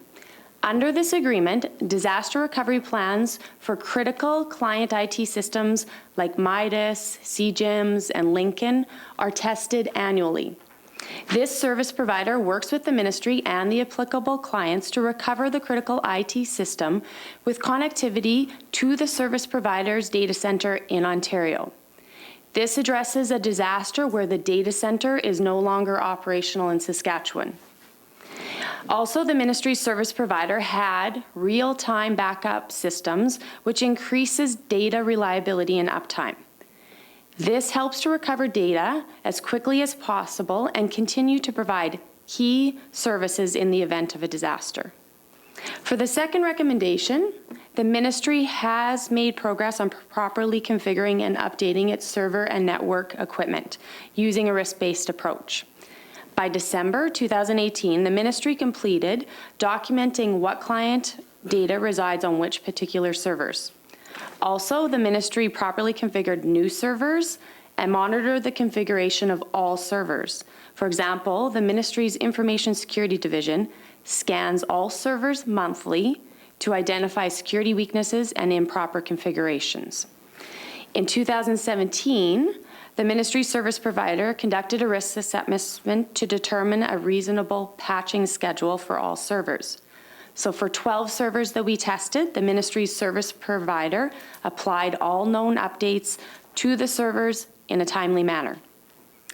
We found the Ministry's data center firewalls are located at appropriate locations and monitor and report security events. The Ministry's service provider applies updates to the firewall regularly. However, as noted on page 219, we made one new recommendation. We recommended that the Ministry of Central Services work with its service provider to properly configure its data center firewalls to restrict inappropriate access. We made this recommendation because the data center's firewall rules did not sufficiently restrict access to the data center. Inadequate firewall rules increases the risk of a security breach. This concludes my presentation. Thank you for the presentation and for the work on this front. I'll turn it over to Deputy Minister Carr for brief remarks and then open it up for questions. Thank you, Mr. Chair. The advice provided by the audit process has been very useful to the ministry, and as a result, steps have been taken to ensure that we have enhanced further our security protocols. In doing so, we found that one of the challenges we had was to create awareness of risk in our client group.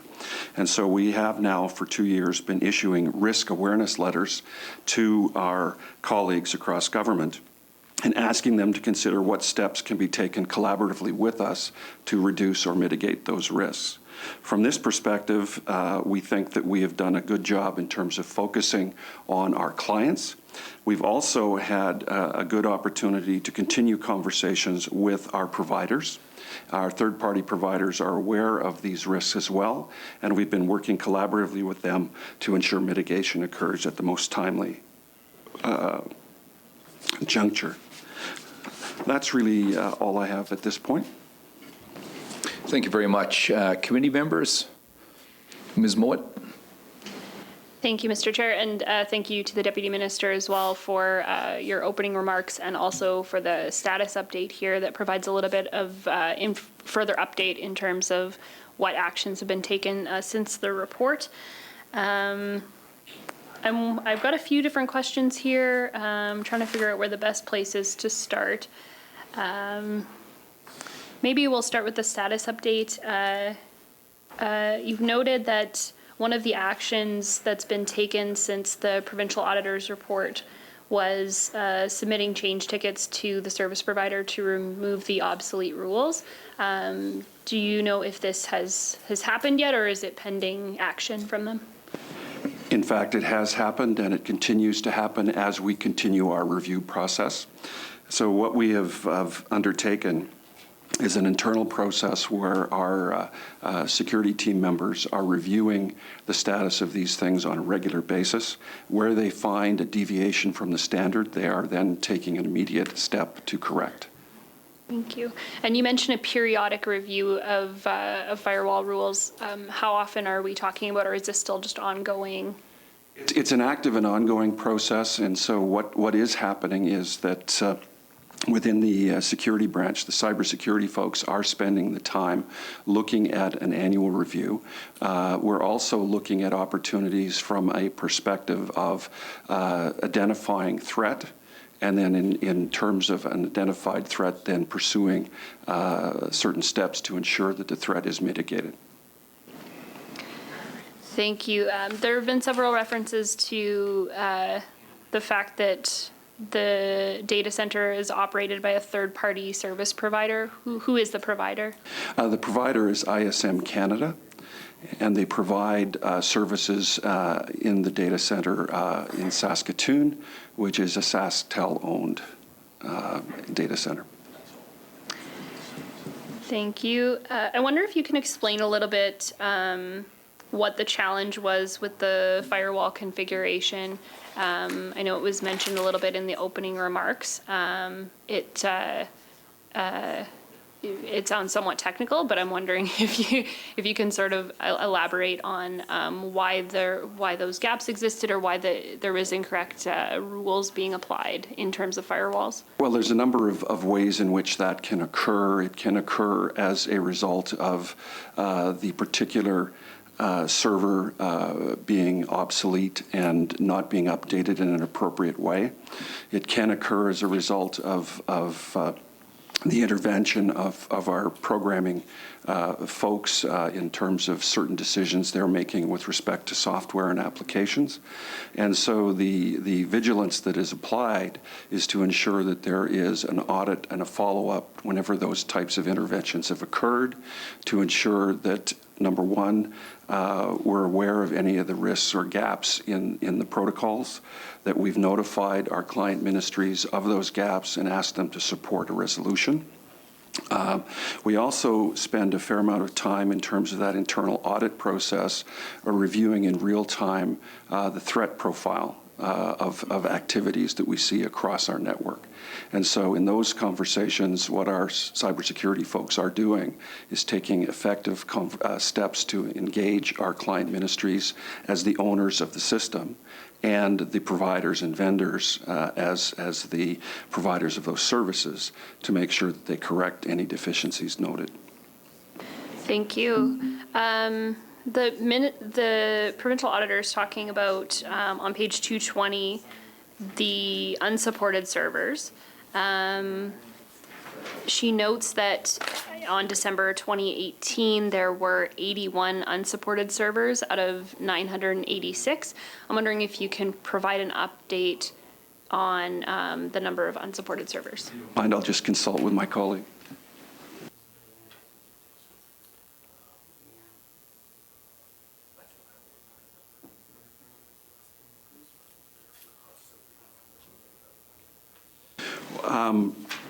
So the process that we're following is that we're trying to take iterative steps to ensure that we eliminate those known risks. And so what Mr. Fiesel has advised me is that we have reduced the number from the number stated here, but there are still a number that need to be addressed.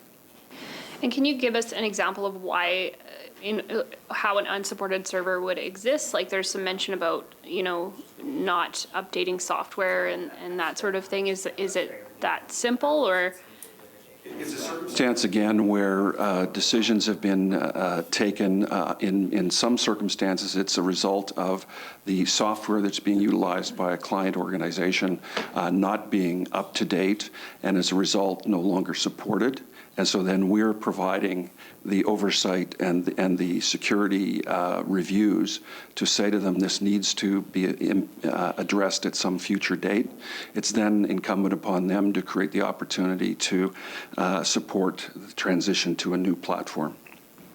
For sure, and part of that must just be education as well, because there must be many folks who just don't understand that not having updated software puts you at risk for a security breach? I think that one of our greatest opportunities and one of our biggest challenges is educating users on the impacts of their behaviors, as well as the owners of systems and the impacts of their decisions in terms of replacement or maintenance and updates.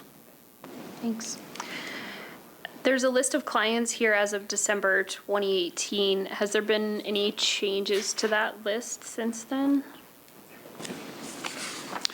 Again, just let me consult.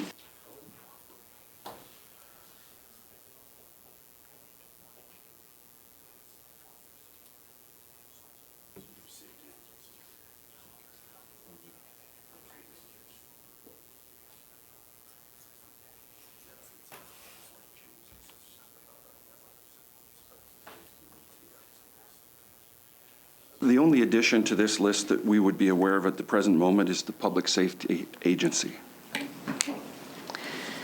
My last question is sort of about the climate that we're in right now. So you're in a position where you serve a number of different clients, ministries, and agencies. In light of the recent eHealth security data breach, has there been any consideration of change in your processes?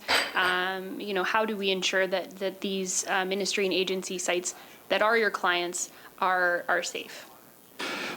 We have spent a great deal of time over the past 2 years making cybersecurity a focus of our attention and a focus of the attention of our client group. In doing that work, we have exposed them to a fair amount of information about the experiences of other publicly funded organizations, as well as broader public sector organizations. who are experiencing significant challenges as a result of cybersecurity threat. The work that we've done so far has been very collaborative, and it's been quite engaging, and I'm pleased to say that we've gotten a terrific level of support from our client organizations. I would also say that over the past 2 years, we've seen a significant increase in the threat profiles of all publicly funded agencies. And so it's true that we've seen a significant increase in the number of attempts, as well as a significant increase in the variety of challenges and threats that we're seeing. Anyone who's following media reports over the past 4 months would be well exposed to some circumstances that have occurred across Canada and certainly within the province. Thanks. Can you clarify what you mean by increase in the threat profiles? One of the things that we do through our cybersecurity engagement is we talk to folks across the country as well as vendors who are focused on helping us manage those threats. And the advice that we're receiving from them is that they're seeing a broader context of threat. They're seeing a number of new types of threat emerging, as well as significant increases in volume of known threats. And so that's the threat profile I spoke of. Thank you. I have no further questions, Mr. Chair. Mr. D'Outremont. Thank you. When the auditor and yourself talk about security firewall risks, are you talking of both physical risks, such as a tornado or a power outage of some sort, or digital risks? In this context, we're talking about digital risk. Okay. You were talking about the risks that we're seeing across Canada, the data breaches for ransom. How many, do you run incursion tests to determine the security that you have in place? We, in fact, are always vigilant and always undertaking that kind of work. It's a little bit risky for me in a public forum to get into any detail. Just the fact that you're doing it. We are making significant investments every year to improve our safety profile. And you mentioned that the number of attacks or incursions have increased. I know I used to get a report on what was a daily, what was a monthly incursion. What kind of numbers are we looking at now? I'll just confirm with my colleague for a moment.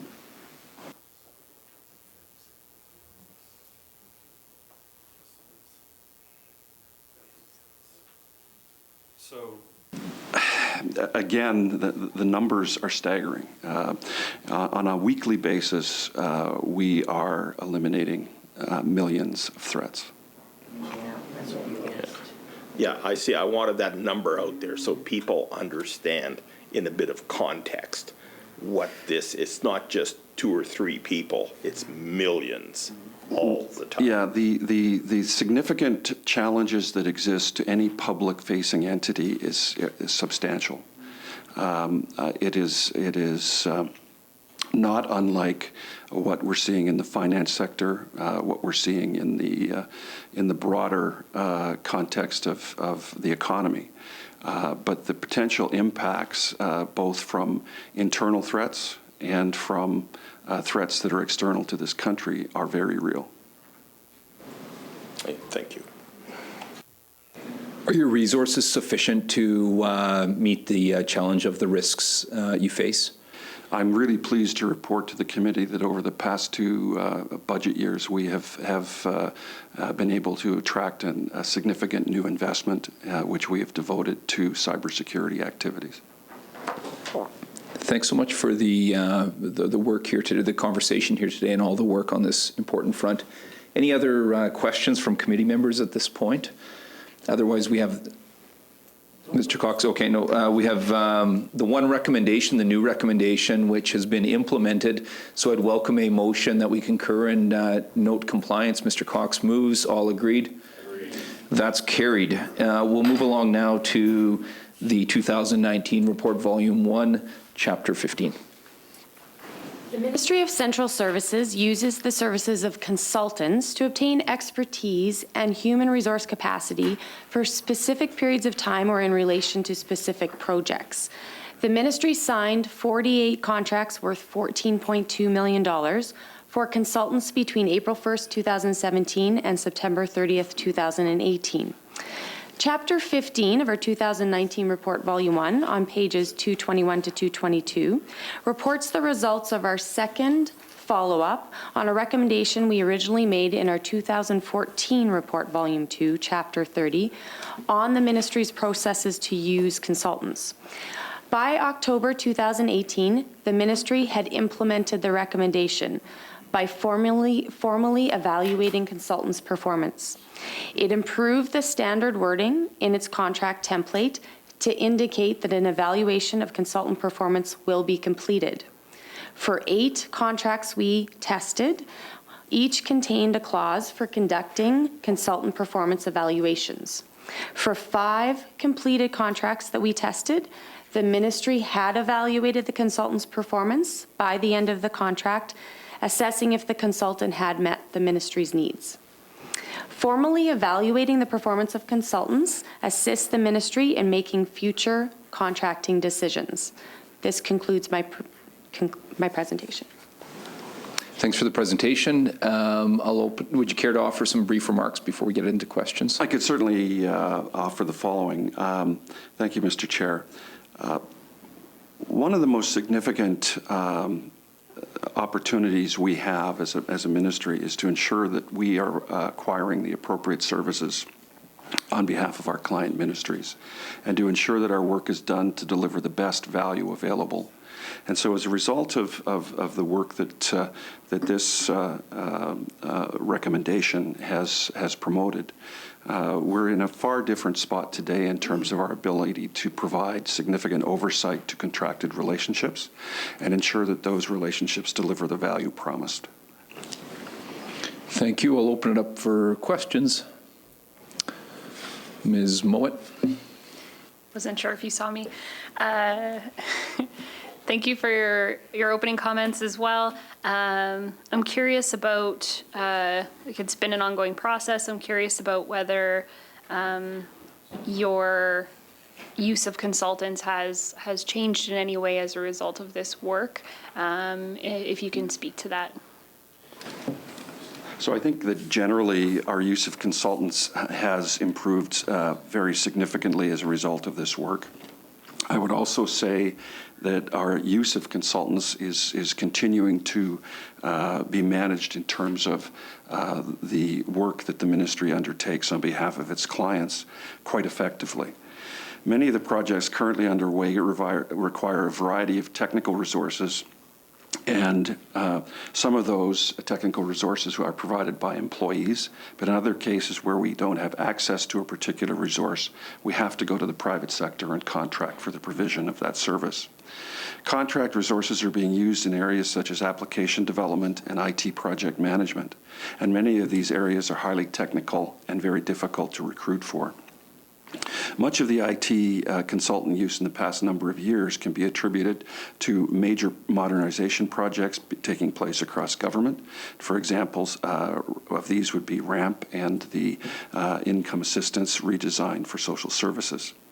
We also engage consultants where we require an IT service of on an infrequent basis. It's far more cost-effective to pay when the service is required than to have an employee underutilized as a result of a hiring decision. So those I think are the response I'd offer. Thank you. On page 221, there are a couple of numbers here that reflect the use of consultants between April 1st, 2017 and September 30th, 2018. So it's 48 contracts worth $14.2 million. How does this compare to the years past? Are there any trends that we would observe?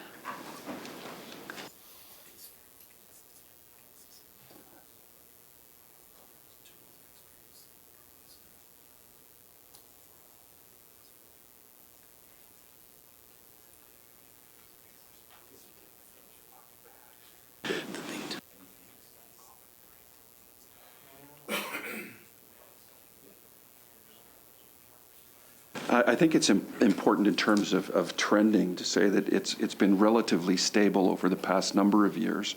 But in general terms, we've seen the number of contracts and contracted relationships going down, although if you look at it year over year, it probably is a fairly stable kind of engagement. Thank you. What would explain the slight decline in the number of contracts then? It would be a change in the mix of services being required and whether we have been able to develop an internal response to that service need.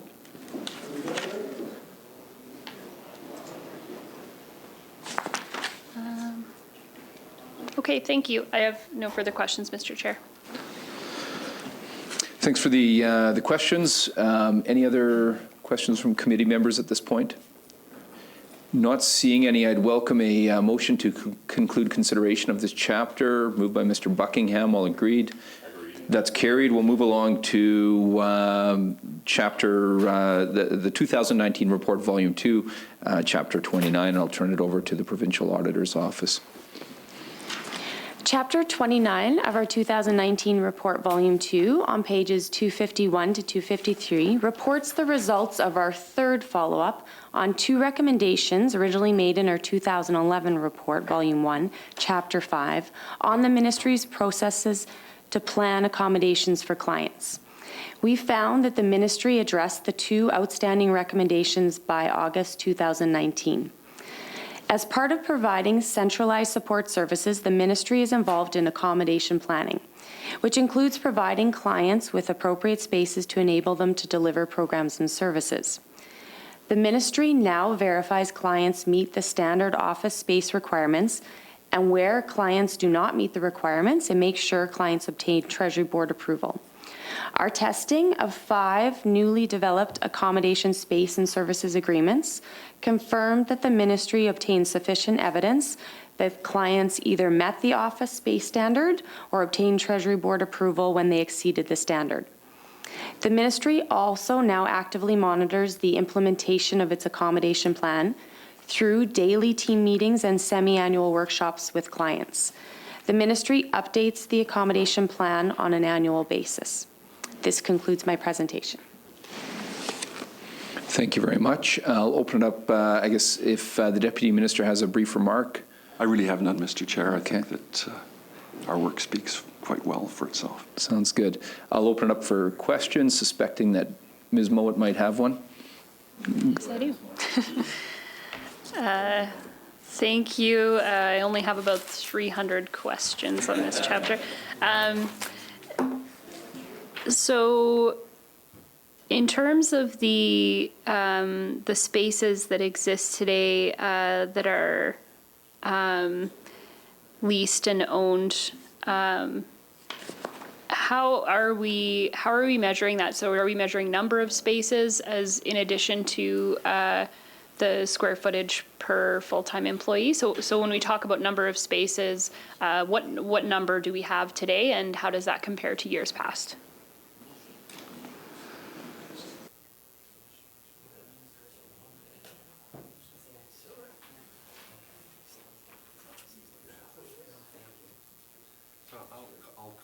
Nancy Cherney to provide the answer. In response to your question, I would say that our mix of owned versus leased spaces has stayed stable for the past many years. It's about a 60-40 split. 60% of the property that we need to deliver government services is owned and managed by government, and about 40% roughly is leased. The owned properties, of course, are much more specific purpose-built. That includes correctional facilities and equipment repair depots and specific things that we need for the services that are delivered by those ministries.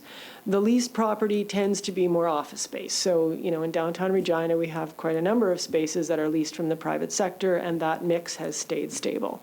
So when we are looking at meeting the needs of particular ministries, what this recommendation resulted in and allowed for us to do is to say to a ministry when they come to us and they say they need more space because maybe they have additional staff or a new program under development, we have a guideline for them to say, well, you need to stick to sort of 18.6 square meters per person and some common space, we can go beyond that. But if you've got designs on something much larger than that, you're going to need to get Treasury Board approval for that. Otherwise, you've got to stick with this guideline, and that's how we then go out and search for the space and secure the space that we need. So it works in combination of what their needs are, but what our guideline allows for, what the requirement is for approvals to be in place before we can proceed.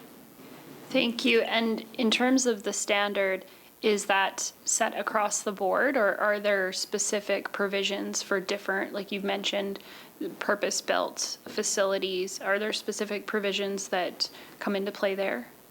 The 18.6 square meters is for office space for staff use. So of course we can't apply that kind of standard for a correctional facility. You need to have the space you need for programming and other, spaces that the people who are using it on a daily basis require. So that standard only applies really to office space requirements, and that's where we apply it.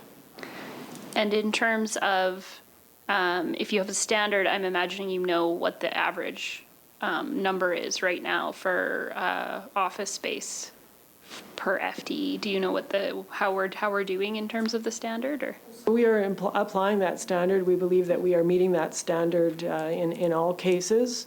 We've been working on that for the past at least 4 to 5 years, and so as new spaces come up for renewal, we're reducing them, or we're meeting that requirement very specifically. So. Okay. But you don't have a number of you're not out with measuring every space and knowing what the average is right now? I don't have with me what the average is, but certainly we are working to that particular requirement, to that standard, and have every confidence that we are meeting that standard. Thanks. So as a contract comes up for renewal, this is a piece of the equation that you're looking at to make sure that it fits within the model. Okay. Yes, that's correct. Okay.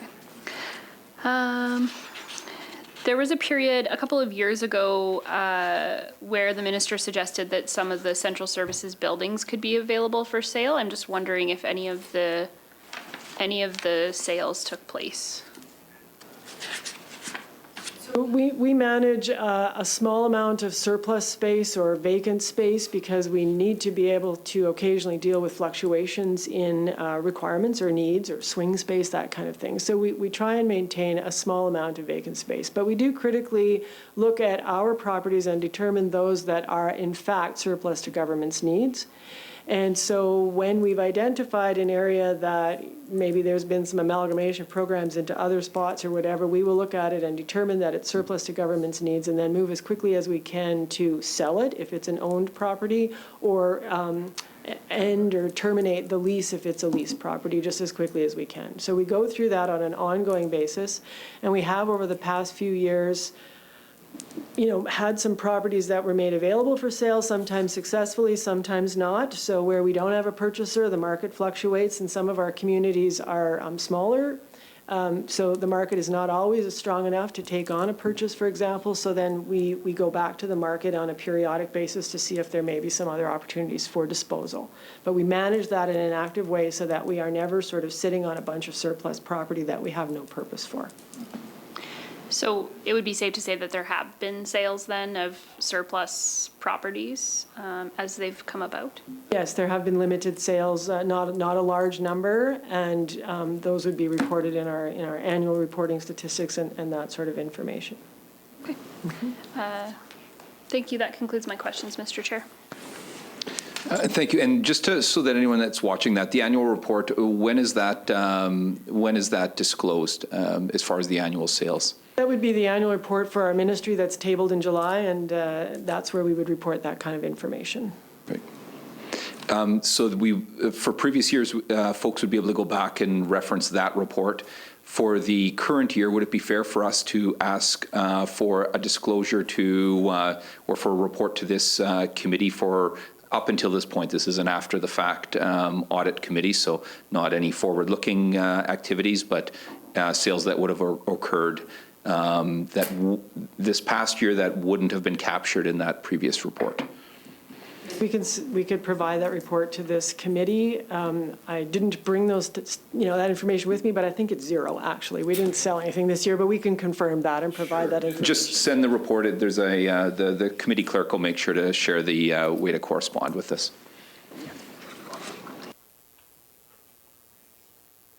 That would be tabled information that would then be tabled. Any other questions on this report, or this chapter, I should say? Not seeing any, and we don't have new recommendations here, so I would ask a committee member to move that we conclude considerations of this chapter. Moved by Ms. Lambert. All agreed? That's carried.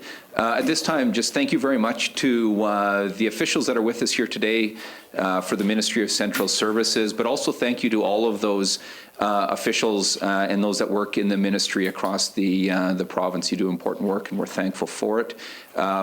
Deputy Minister, would you care to have a final remark to us? Again, I think it's important for me to echo on behalf of the ministry the value we think we derive from this process. So thank you very much for the work and effort that goes into the audit. Thank you. Thank you very much. We're a little ahead of schedule, so we'll recess at this point until 1 p.m. Where we'll deal with the Provincial Capital Commission.